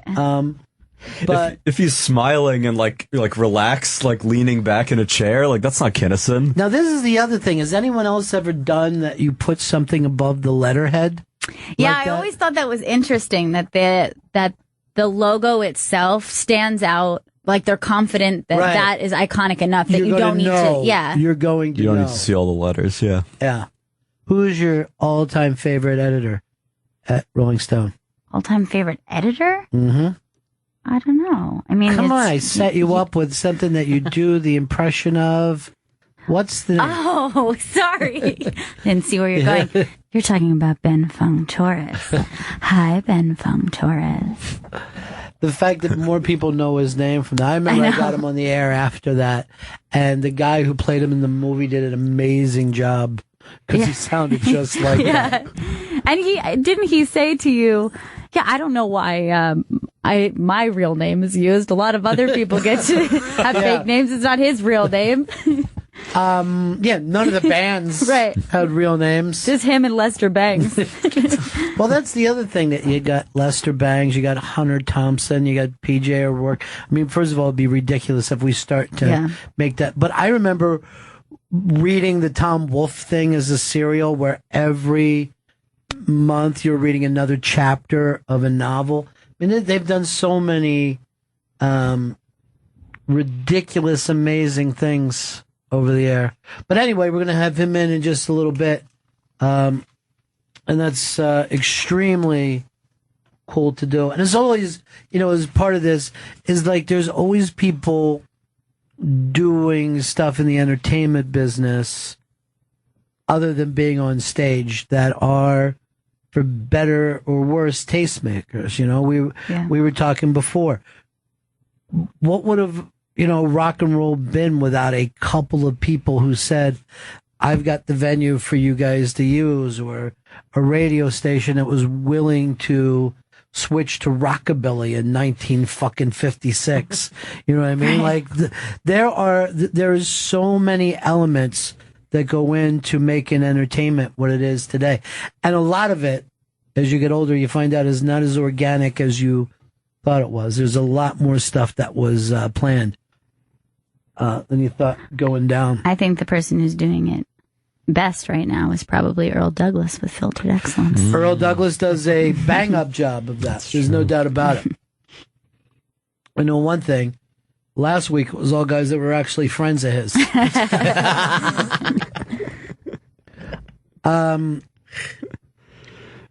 By the way, we were talking about Whoopi. Do you remember her first special? Have you ever gone back and watched that? Was Whoopi on Broadway? I think years ago I probably saw it. You should go back and watch it again, because I think she's been riding that wave ever since. That Right. thing was so good, and so many people that were into her. And then the amount of kind of less than good as that work that she's done. Yeah. So you see her on The View now, and you can see, like, I know she's making great money, but certainly doesn't look like her heart's into it. That View show I caught during the vacation, and it's seriously, it's more than a train wreck. It's like if zoo animals were fucking as the train wreck. You know what I mean? Like the circus train, all the animals were interspecies having sex. All right. I mean, it's just, they were, and then it goes off the track. picturing. But they were talking about shit on that show and making statements, and I'm like, who are these other women? Like, Whoopi I don't was even the know only who's one on I it know. anymore. Who's on It us? was, I think that they're trying people out as they go along. I mean, they're just totally lost on that show. Whoopi is the only name, so she's just like, and the weird thing is, Raven Simone is That's on so it Raven, also because yeah. she was jumping in and defending too. but I don't know whether she's full time or whatever. But the weird thing is, like, they have Whoopi, sitting in the, broadcaster's chair, right? And like she should be the outrageous one. So Whoopi just sets it up like this. We're going to go off to a spot. When we come back, we're going to get into something. You do not even know what's coming up. I'm sticking around for that. Yeah. We're going to get into. Yeah, you're all going to hear a thing. Everybody's going to get your chance. Right now, you're right. Chris is a little wrong. Come on. You're like, you need someone else there to set the table. That's not her. Well, her fucking strength. I'll take the next trend. They got some things coming up. I gotta see. There's all different stuff happening. You did this. You're gonna have to shut up now because it's commercial time. But it's weird what TV has become. Yeah, I haven't seen that show since probably like Hasselbeck time, where that was their glory years when you had Hasselbeck and the other one Meredith, Joy Behar. Oh yeah, Joy Behar to me was the kind of even keel of that show, being funny and not being crazy. Yeah, take it somewhere else. And she always kept things pretty light. Like the conversation would get heavy, and she would always have a joke about something. And then Elizabeth was great too because you could hate her. Right. You know what I mean? She was safe to hate. I saw Elizabeth. There was a viral video of her, and she had a woman, a guy, a preacher, on who had taken the God flag and put it above the American flag at his church. First of all, you're acting like you've never thought about God, I guess, has a flag. I didn't know that. No idea. What does it look like? So she had to do like, hey, we're for God and country. I don't know how to get out of this. It was so awkward for her because you can't attack the preacher, right? And at the same time, you can't. None of those are the flag. Not a one. Not one of those are the flags. Elizabeth Hasselbeck God flag is probably the best way to find it. Let's search for God so we can see what he looks like. I don't think it's going to be an image. It's going to be it's going to be an article. Yeah. And then there you go. She fits the mold perfectly where she is now, though, at Fox. Yeah, but it's not as fun. No, I know. I mean, like when her and Rosie O'Donnell were on, and they'd yell at every day. There'd be a clip of them screaming at each other. Yeah, but so when you go over to Fox, she's just another person at Fox. Right, she just blends in. She fits perfectly in I was reading that Megyn Kelly's actually getting more viewers than Bill O'Reilly. There's a real change in yes, O'Reilly's not happy about that. Okay, there we go. So there's the God flag. So it's no stars, just a cross, and then no stripes at all. I wish it was stripes. That would have been great. But see, this is against, I think, even the law to fly anything above the United States flag. Right. You're not ever supposed to do that. And he said to her, and she pointed out, and by the way, she kept calling the flag Old Glory, which was weird to me. But then after that, he said, we are one nation under God. It says that. And Elizabeth just goes, oh. He's got a point. Well, everyone's taken. good. Mm-hmm. Let us, and then she was actually going like this. We'll see how you feel, but in the comment section, right back to us. Right. I don't want to say what I think. And then I'll say what you guys are saying. Mm-hmm. That's really funny shit, though. You'd think the word was out enough about God that he wouldn't need a flag. But I don't know. I guess any publicity is good. Well, I mean, Coke still goes and buys a lot of commercials, That's and everyone true. knows what Coke is. You got to stay trending. Can't we get a better flag than that for God? Well, He designed it. Yeah, Andy, I don't even see you and your Catholics coming up with a decent flag. You're right. I think the Vatican has a flag, though, right? I think so, yeah. Yeah, because it's I an don't know actual what it looks country. like, though. Right. I think there's just a big V on it. Just flying a big V. Well, they have shirts the Pope shoots out of a cannon, I think, from his Well, festival. that's pretty cool. That's a flag. The Vatican flag is cool. Like crossed keys and Well, keys seem a little busy. I would just like to do that above it. Pope hat. Should be the big Pope hat. I think that's pretty neat. If I were the Pope, listen, I'd I wear like a different hat. It's got something regal going about Backwards it. fitted. Yeah, Matt's hat. All right, we got a break here, and then are we going to be back with Mr. Will Dana, managing editor of Rolling Stone. Is that as soon as we get back? As soon as we get back, yeah. Up on the iBang, go and check. Oh, by the way, we never got to this, but the New York Post gave Florentine the kind of J-Lo treatment for his divorce, which I guess, I mean, it's an awful thing, but I guess that's a sign that he's really doing well. Right. People are talking about him. That they wanted his underwear out on the street. But you got to go see the Chelsea handler topless pics. She's good enough to put it out there. We've got the World Cup. Every one of the goals called. You see how bad that American stuff do it. We never got to Joey Chestnut. Oh yeah, that's right. He's no longer the king. Breaks my heart. Who's the new guy? It's Megatoad. Is his nickname? Megatoad. Nice. I don't think that's his actual name, though, is it? Stoney. Matt Stoney. Yeah. Megatoad Stoney. All right, here's another quick one before we move on. 1/3 of all Americans now, and this would have never been happening 20, 25 years ago. They said they would be fine with being expats, living outside of the country. Chris, could you do it? Yeah, I could do it. Joey? I could do it. I mean, forever. I could do it. Leave America. I would be sad about it, but yeah. Yeah, I never step foot on these shores again. Yeah. What? yeah, I could do it. Of course, I'll do As it. long as I get to pick the place, yeah. Oh, is that part of the stipulation? Can I pick? Forcing anyone out. We're sitting here as adults, just saying that 35%. Is it English speaking? I thought you guys liked me. But see, here's I think why people are more comfortable. I just said that I was in Montreal over the weekend, right? Mm-hmm. Right. The fucking stores are the same. There's only one interesting thing about Montreal is they speak French. You get beyond that. Right. And, you know, I'm like, okay, I'm in the West Village. Yes. All right. This is Soho. You know what I mean? Like, it doesn't feel that different. And that's fine because most people who are around you, I don't talk to them anyway. People just It's walk actually around better. and do their thing. Yeah, when people are speaking in a different language, it sounds beautiful. But if you hear them speak your language, you're like, oh, God. Go away. It's your mom.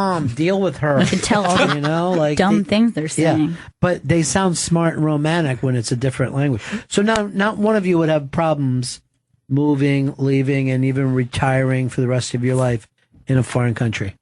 No, I could do it. I think it would be difficult, but I think that I could do it. What part would be difficult? Well, the only two countries I've ever visited was Canada and Italy. And when I was and I had that experience in Canada where I was like, oh, this is pretty much like the US. But in Italy, I was like, I could live here in a second and I felt really comfortable. But one of the things that I realized is that when you're speaking it as a second language or someone's speaking broken English to you, is that you lose something in your sense of humor. So it's like you don't have the same touchstones and references. Right. And I think that's something that I would miss is being able to like say things and connect with that person when you're talking about your childhood or your life experiences. So, in other words, when you're in Italy, right, you're the Joe of that place, where your references don't quite make sense. Exactly. I had that experience. You guys see the cricket game the other day? That's So many classic Minnesota sixes. sport. Yeah. Cricket. Joe is a stranger in a strange land. The thing is, though, he enjoys it. Yes. Yeah. Oh, I dig it. Yeah. You like being the odd one out. I mean, I naturally fall into it more than I try to go there. So you embrace it. I embrace it. And it brings women to you? Yeah. Yeah.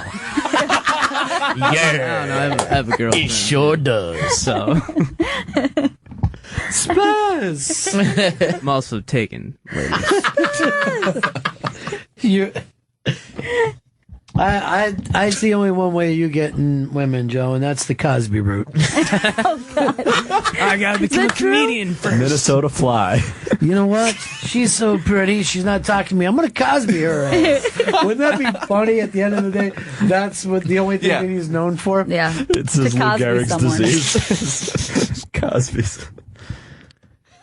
All right, we're going to break here. We will be right back. This is the Bennington Show. This is Bennington, Raw Dog Comedy Hits, Sirius XM 99. Oh, so that whole thing that you did, you just made me think that I was off air? No, we were. Now we're just doing. Now it's time for a live read. Yeah, but when I was asking you where that movie theater was, yeah, that was on air or off air? Off. Okay, but where is it exactly? I'm finding the address. Okay, thanks. Sure. You know, I want to talk to you about something, and this is something important. Everybody come in close. Okay. Huddle up, if you will. Hannibal Buress, our buddy, has a very funny new series coming to Comedy Central called Why? With Hannibal Buress. He'll be asking some of life's biggest questions. The show premieres tonight at 10:30, 9:30 Central. After an all-new Key and Peele. Full episodes are also available anytime on the Comedy Central app. And if you don't have the Comedy Central app, you're insane because there's so much stuff on there. In each episode, Hannibal will tackle the burning questions on his mind throughout stand-up, film segments, and sketches. The show is going to serve up his hilarious, odd, and always curious brain. Very true about Hannibal. So questions like, why is the National Spelling Bee on ESPN, or why do people act like olives taste good? That's all fair game. Hannibal Buress is a series regulars on Comedy Central's Broad City, featured on the roast of Justin Bieber, and he's already written for the show Saturday Night Live, as well as 30 Rock. Let's just admit something right now. Hannibal Buress is one of the funniest people that we've ever met. Hannibal has been in to do this show, and we were all wiping tears out of our eyes. So to see him get this opportunity, it's really, really cool. Check out the new series Why with Hannibal Buress tonight, 10:30, 9:30 Central on Comedy Central. Gail, what are you reading about? Oh, didn't know you saw me reading here. I was just reading this really interesting tale about a man named Tito. Do you mind if I tell you about it? Yeah, please do. Tito's Handmade Vodka is America's original craft vodka. In 1995, Tito Beverage, yeah, that's his real name, had the idea of building his own micro distillery, incorporating the boutique winery concept into the spirits industry. How did you come up with that? Well, he acquired the first legal permit to distill in Texas and put his life savings into it. Yeah, he racked up 19 credit cards to build his own copper pot stills and condensers. Did it all work out? Yeah, and not only did it work out, he's been awarded a 95 rating by wine enthusiasts. He's won the unanimous judge's choice double gold medal at the World Spirit Competition, the chairman's trophy for the world's best vodka tonic, and many others. I have not done any of that stuff myself. Yeah, I know. It's crazy. It's amazing. You know what else I wanted to tell you about? What's that? Tito's vodka has a modest paper label on a simple bottle, so all you pay for is the exceptional handmade vodka inside. It's a smart idea, right? It's a brilliant idea because most of the time I go out paying for bottles and labels. I know. That's nuts. No more. You know what else is really great about Tito? He still makes his vodka by hand on the same land where he started it all, in Austin, Texas. None of the success has changed him then. No, he's the same guy. That's a real man. Yeah, he's a man's man. And Tito's handmade vodka is distilled 6 times from 100% corn and is naturally gluten-free. You didn't know that, did you? Well, the thing is, I'm watching out for my glutens. Well, this is the vodka for you then. You can visit us at titosvodka.com for recipes, songs, and more. 40% alcohol by volume, handcrafted to be savored responsibly. We got to start that with something from the Almost Famous soundtrack if we're talking to Mr. Will Dana of Rolling Stone. How are you, sir? Fine, thank you. By the way, that movie, that must be like the coolest thing that ever happened for Rolling Stone. It's pretty fun seeing your office up on a movie screen. It is. I remember, well, being a kid, I just always loved Rolling Stone. But there was something like Cameron Crowe. I remember when I saw that movie, I thought that was my fantasy that I had. Not so much to be a rock star, but just to be there. Yeah, right. Where it was all happening. Just be backstage. Yeah, just to be around it all the time. Is that still a feeling at Rolling Stone? Is it still music first and everything else second? Oh yeah, totally. Yeah. Yeah, that's what that's kind of the lifeblood of the magazine and has been forever and always will be. And yet, I think Jan Wenner, very early on, by doing stuff outside of music, probably was an idea that he had like early on that saved the magazine decades and decades later. Yeah, I mean, it's interesting because in the very first issue, he described it as this is about rock music and all the things it embraces, which basically gives us a license to write about almost anything. Right. Yeah. But there was, in those days, a true counterculture, I think, that you could put your thumb on. Yes. You know? I grew up with rock and roll, and there was always kind of an us versus them because of your music was probably your politics and your social attitude. But I don't know if that's true of young people I think today. I think what I always think about is that we try to sort of pitch ourselves like kind of like at the furthest edge of the mainstream, and then sort of, on the right side, and then kind of the closest edge of the indie alternative on the other side, so you're sort of in that sweet spot, between the two. But it's moving all the time, I guess. Yeah, I mean, that's right? the trick, is kind of always figuring out where that spot is.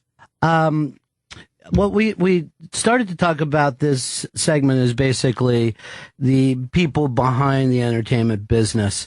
And when I think of like what Jan Wenner did with that, I can only think of Lorne Michaels at Saturday Night Live as the only other person who I felt set something up that could just run. Is there anyone else that fits into that mold? Basically, like Mick Jagger and Bob Dylan. Right. I mean, I don't think so. I don't think so. It's, Hugh Hefner in a way. Oh yeah, it's a really good call. Hugh Hefner did it first. Yeah. But I mean, the idea is you got to create these, something like SNL or Rolling Stone or Playboy, where on the one hand, it's very specific what you're covering and what you're about. But on the other hand, it can be really broad, so that you can sort of do anything. And, I always think that like in a magazine, and when we think about putting the magazine together, it's like there should always be at least one thing in there that a reader picks it up and is like, why is this in here? Right. Yeah. Just something that like doesn't seem to belong there at first, but then, there's some logic to it as you sort of understand what the thing is about, that you begin to think, okay, I get why that's there. Sure. And I can always, now I tend to read it online, so I'm reading it piece by piece, which is a way different experience of getting your magazine. Oh yeah. Taking off somewhere with it, going through it like it was a book. Yes. So does that change the business on you for you guys? Yeah, I mean, profoundly. It's, it's something that, because you have to be thinking now in two different ways all the time, and the magazine is still the centerpiece, but it's off, it's not where necessarily everyone's experiencing it anymore. So, one thing in magazines nice is that, on the web, like everything's got to earn its own keep. Right. It's like every story's got to be clicked on individually. And so you can't just sort of slide some things in there between the two popular things, and just assume someone's going to, it's going to catch their eye. Yeah. I guess that's exactly right. I guess that's exactly right, that now every little piece has to stand on its own. Because also you're not, the homepage. I mean, I think one of the things that sort of old media people were sort of struggled with when we started going to the internet was everyone thought like, oh, the homepage is going to be just like the magazine. Right. It's going to be everyone's going to go to the homepage and they're going to just go through and see what they want to read, just like when they go to the table of contents. Yeah. What happens is that, we learned over, is that most of the stuff people are arriving through Facebook, from Twitter, from links their friends send them. And so the homepage isn't really the launch pad. Sure. Which we thought it was going to be when we started doing this. And almost immediately, the comment section becomes part of the experience. Yeah. Now, some people I know, they won't read it at all. Yeah. I always was a guy who read letters to the editor, and I'll at least get into the comment page just to see how wrong most people are about everything.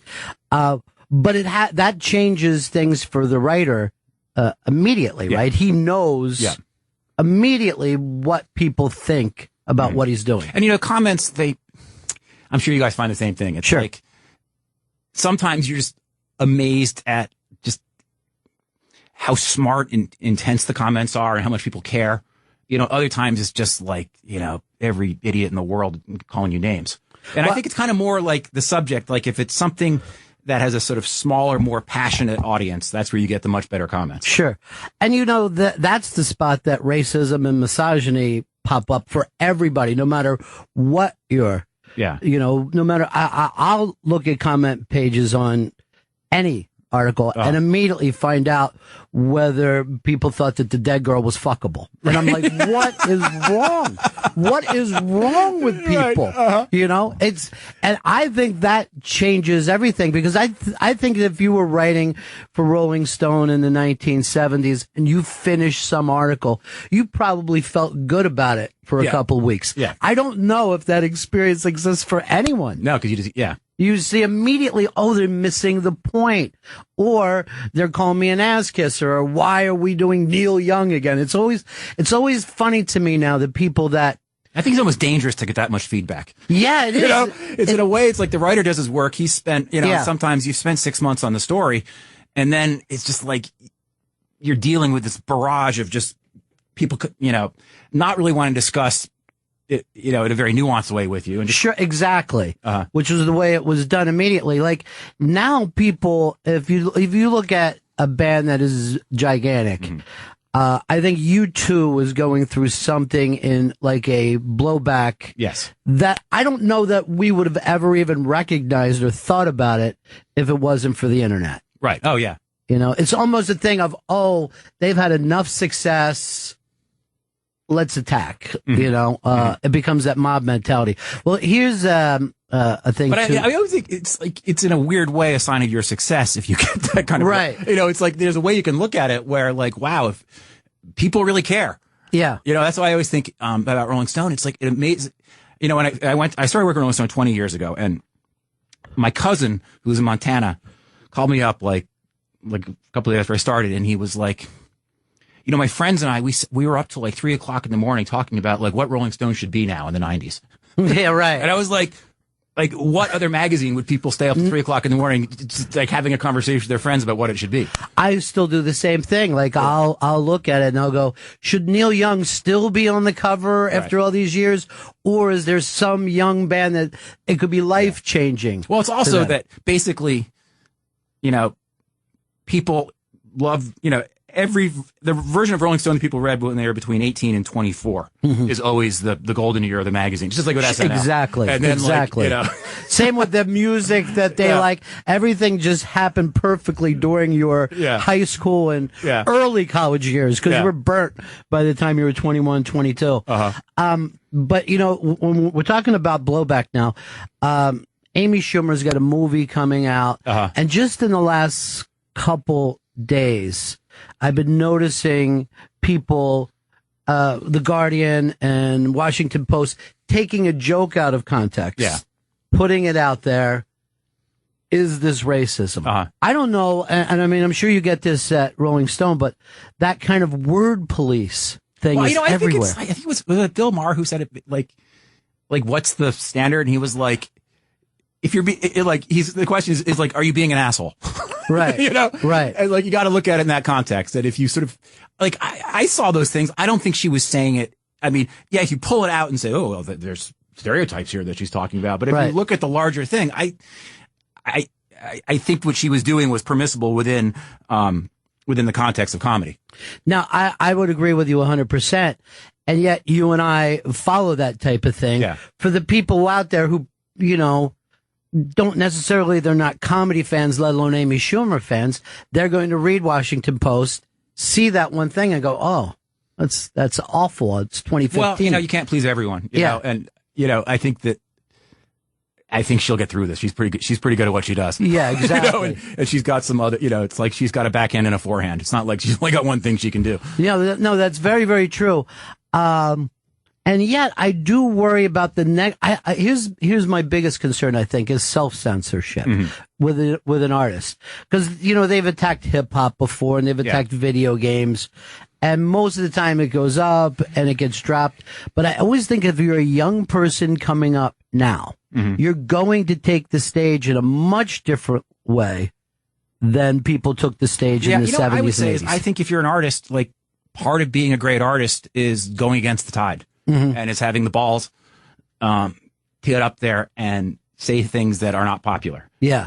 And every era, it might change, like, what the, where the line is.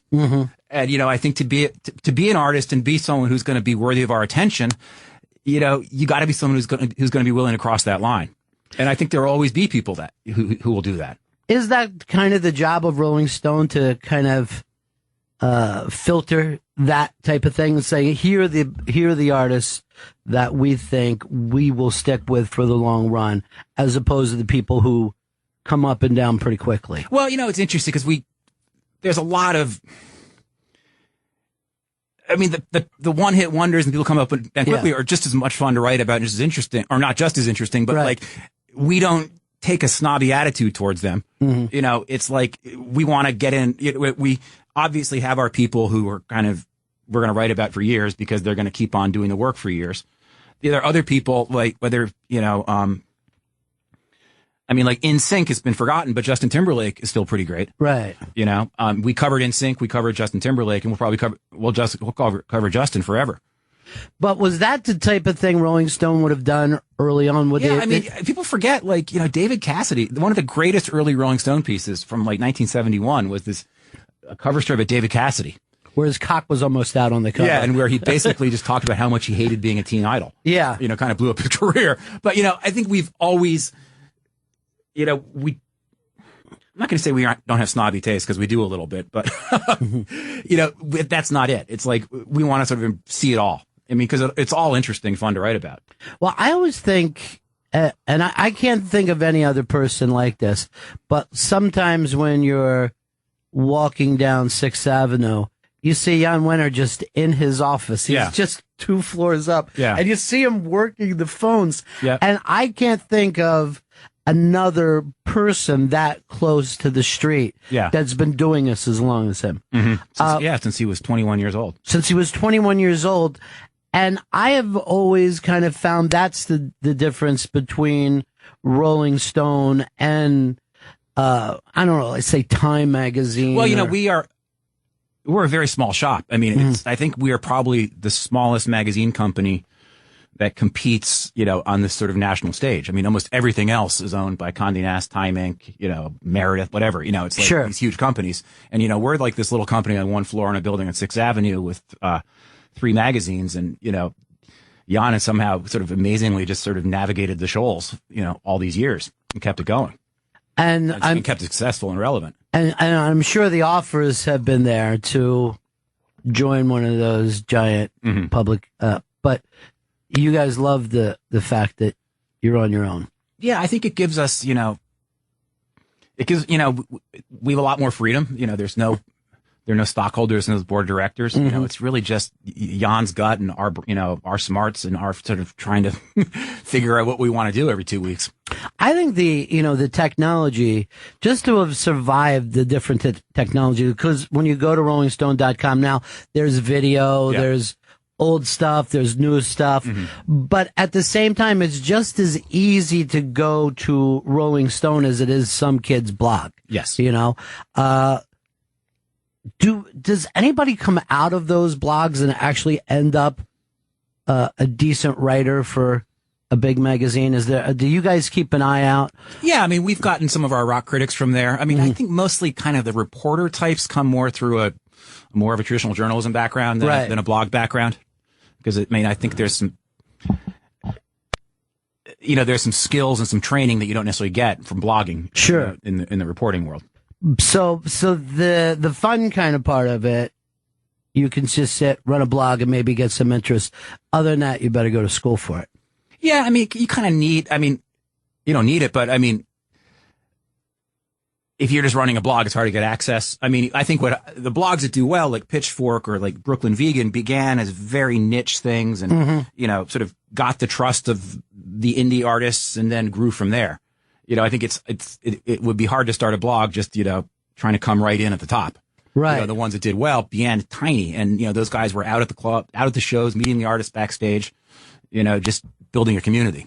I find that whole thing fascinating. Well, obviously Rolling Stone started the same way in San Francisco. It was a very little local thing that was paying attention to music that the mainstream wasn't paying attention to. I think one of the greatest things, when you go back and watch any of the 1960s documentary, is to see the reporters that would show up Yeah. to talk to the Stones or the Doors, call them a combo. I mean, rock and roll really wasn't organized probably until the 1970s. Right. I mean, a lot of it is, and even in today's world with handlers and PR people, showing up and hanging out and being there is still, Right. That's how you get the story. A lot of like that, the PR, the FLAC promises you 15 minutes and, you turn that into 45 minutes and then you figure out a way to get back in, it's like for all the sort of organization and strictures and process, it's still, just the old skills are what you got to do. We're talking with Will Dana. He is the managing editor of Rolling Stone. Rolling Stone magazine, of course, sold at newsstands. You get it delivered to your house, but also you go immediately to rollingstone.com. In your mind, do you see that as two separate things, or it's all one big piece? It's more and more becoming one big piece. I mean, if it was two separate things, and just internally as we're managing it, it's getting much more integrated into one, into one thing with two different outlets. What about the fact that you've got to, that people read things or pay attention to things less than they ever did before? I mean, for me, I always remember, it was the big article, the cover story in Rolling Stone. It was the Playboy interview, that type of thing that you would think, I'm going to stay with this for a while. Yeah. Maybe read half of it, read the other half later. Now, unless I'm on an airplane, I don't have that same kind of time. I feel like I always say to people, like, between the sort of the long and short thing, it's like, it's not the length. If someone's bored in a 500 word story, they're not going to finish it, or a 5,000 words. I mean, it's like, if it's long, you just got to keep their interest. Right. And it's got to be written and reported in a way that, you're not going to lose people. So, we're often surprised at just, on the website, like how well the long form stuff does. So for you, it really comes down to your own personal buzz that you're going to get out of the article, where you're going to say, look, this is where you lost me. Let's take a piece out of this, or this is long, but I really was into it. Yeah. And one of the things I think in the magazines, which I think is a problem with some web journalism, is that magazines is like you have limited page counts, and we're trying to get a lot in in a certain number of pages. So you have to, everything's got to be cut to fit. On the internet, you don't have that stricture. You can just go for as long as you want. So I think people doing stuff on the web have to be very conscious of, editing for almost as if they're editing for the tighter space of print. Right. Because it's easier just to throw the thing up and, cutting a story. What's the famous line? Like, if you wanted me to write it half as long, I would have had to work twice as hard. Right. Yeah. So it's just, but I think so. But I do think you can read a lot of stuff on, on sort of digital operations where it's just too damn long, and that's just because no one's sort of saying like, you only got 4 pages for this. And, I always find too, particularly in the entertainment business, and I never realized this, I think, as much as when I was a kid. And then when I started to work in radio and meet the really popular bands and the people who've been around for a long time, really do tend to work harder than the other bands. I just always had a feeling when I was a kid that there was certain people that songs just fell out of, and this album opened here and they got that gig because of that. But Paul McCartney this week, I thought it was so funny that he's still bitching about John and John's popularity, and people look at John. I'm like, I don't know if you could be any more popular, beloved, whatever accolades could come in that Paul McCartney has got, and yet there's still a hunger there. Yeah, and he's still working his ass off. I think that's what the great ones do. I mean, look at like, you go like, I was at the Picasso Museum a couple of years ago in Barcelona, and it just like the sheer amount that guy put out was, Bob Dylan, like these guys, like there's like some Neil Young. It's like this superhuman, it's not all as good as everything else, but they're just in there every day, And then most of them pay attention to the marketing of the business. Yeah. Certainly Jagger has over the years been pretty brilliant about keeping the Rolling Stones relevant. Dylan, on the other hand, I have no idea where the act is and where the real thing is and what it's all about. Well, I think that's part of the act. I mean, that's what's real. Is you don't know what's real. I mean, that's what he's doing, and he's been doing it since he was 19. So no one has ever said, here's where this is what Bob does. It's still a surprise to, let's say, even Jan Winter after all these years. When Dylan does these crazy, sometimes it's a commercial, sometimes it's in a minor league baseball stadium, whatever the hell it is. No one knows. No one knows. I think that maybe he doesn't even know. I think he just wakes up in the morning and just has an idea and does it, or someone makes an offer and he's like, okay, sure. When people ask me about spirituality, I always think, well, Dylan couldn't have done that on his own. That's the one point that I don't think science could play into, that somebody could just sit there and write those kind of songs for years and years and years. I certainly wouldn't be surprised if I found out that there was 10 guys in another room just handing him shit. You know what I mean? Because it doesn't seem like one guy could pull that off. Yeah, but it wouldn't. I mean, if someone was handing it to shit, it wouldn't be as weird and strange as it is. And some of it, which is what makes it great. I wonder if how young people look at him, though, the people that haven't seen the total arc, and they just see this guy wandering around doing that kind of stuff. Oh, I think Dylan, is becoming more someone, a certain kind of rock fan gets into later now. Mm-hmm. Sort of in their 20s, they discover him, and then they go back and. Yeah, they go back and find the whole thing. But I always think that that's such a different experience. A lot of times kids will write to me and say, tell me a band or whatever.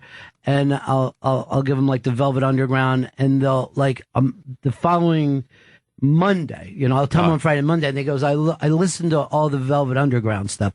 What else is there? I go, you haven't listened to it. Right. You heard it. Yeah. But I've been sitting around fucking with this shit my whole life, and I still don't get it, So I think that's an enormous difference for rock and roll, that anybody could hear anything that they want to hear. Yeah.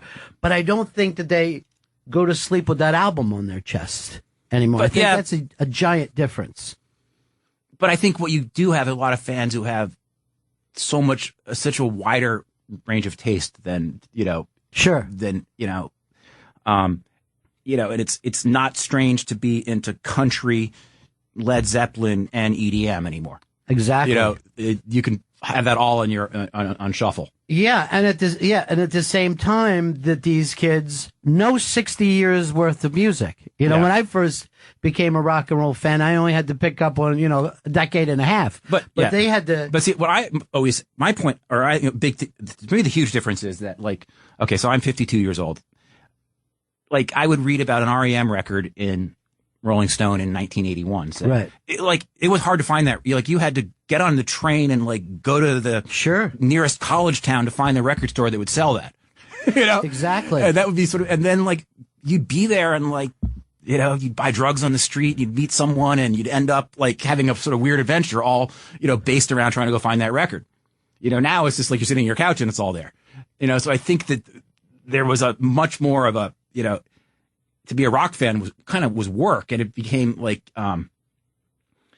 you sort of focused your life on it in a way that oh, absolutely, and that's what I mean. I think it became more precious because of that.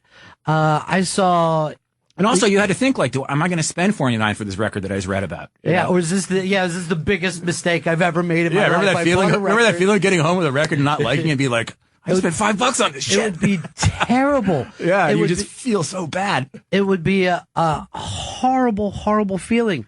But I remember, too, that there were artists, New York Dolls were one of them, Iggy was another one, that I would see pictures of sometimes, see this crazy shit, but there was no way to hear it on the radio. The New York Dolls were this mythical thing that, you would read about them and see pictures of them, and it's you could. There were 5 places in the state that sold their records. Exactly. And then even when you got it, it was so weird and strange. You first thought, I see now why it's not on the radio, but it is great. Yeah. You know what I mean? So you would be able to sit down and start thinking about the music. It just wasn't there at a click and at a click, at a click. And you know, the stuff that we're talking about is what Rolling Stones had to deal with over the course of his lifetime, but still very, very relevant experience. If anyone I know, you know, gets in Rolling Stone or, you know, even makes the cover, it's still like an amazing thing to me. And you hold on to that even though you work there. Pardon? You hold on to that same feeling that, wow, this is pretty cool. I mean, they made it. And when a new band comes, I mean, it's exciting. The whole office is excited, you know, when someone breaks in a different way and you hear a new sound. Thanks so much for stopping by. Appreciate it. Well, Dana is the managing editor at Rolling Stone. Rolling Stone magazine is sold at newsstands everywhere and at rollingstone.com. I'll see you again, my friend. Okay, thanks a lot, man. The Innovators of Entertainment segment is brought to you by Tito's Handmade Vodka. Tito's Handmade Vodka is America's original craft vodka, distilled 6 times from 100% corn and naturally gluten-free. Come visit us at titosvodka.com. You've been listening to Bennington on Raw Dog Comedy Hits, Sirius XM 99. You can listen to it again by going to Sirius XM On Demand.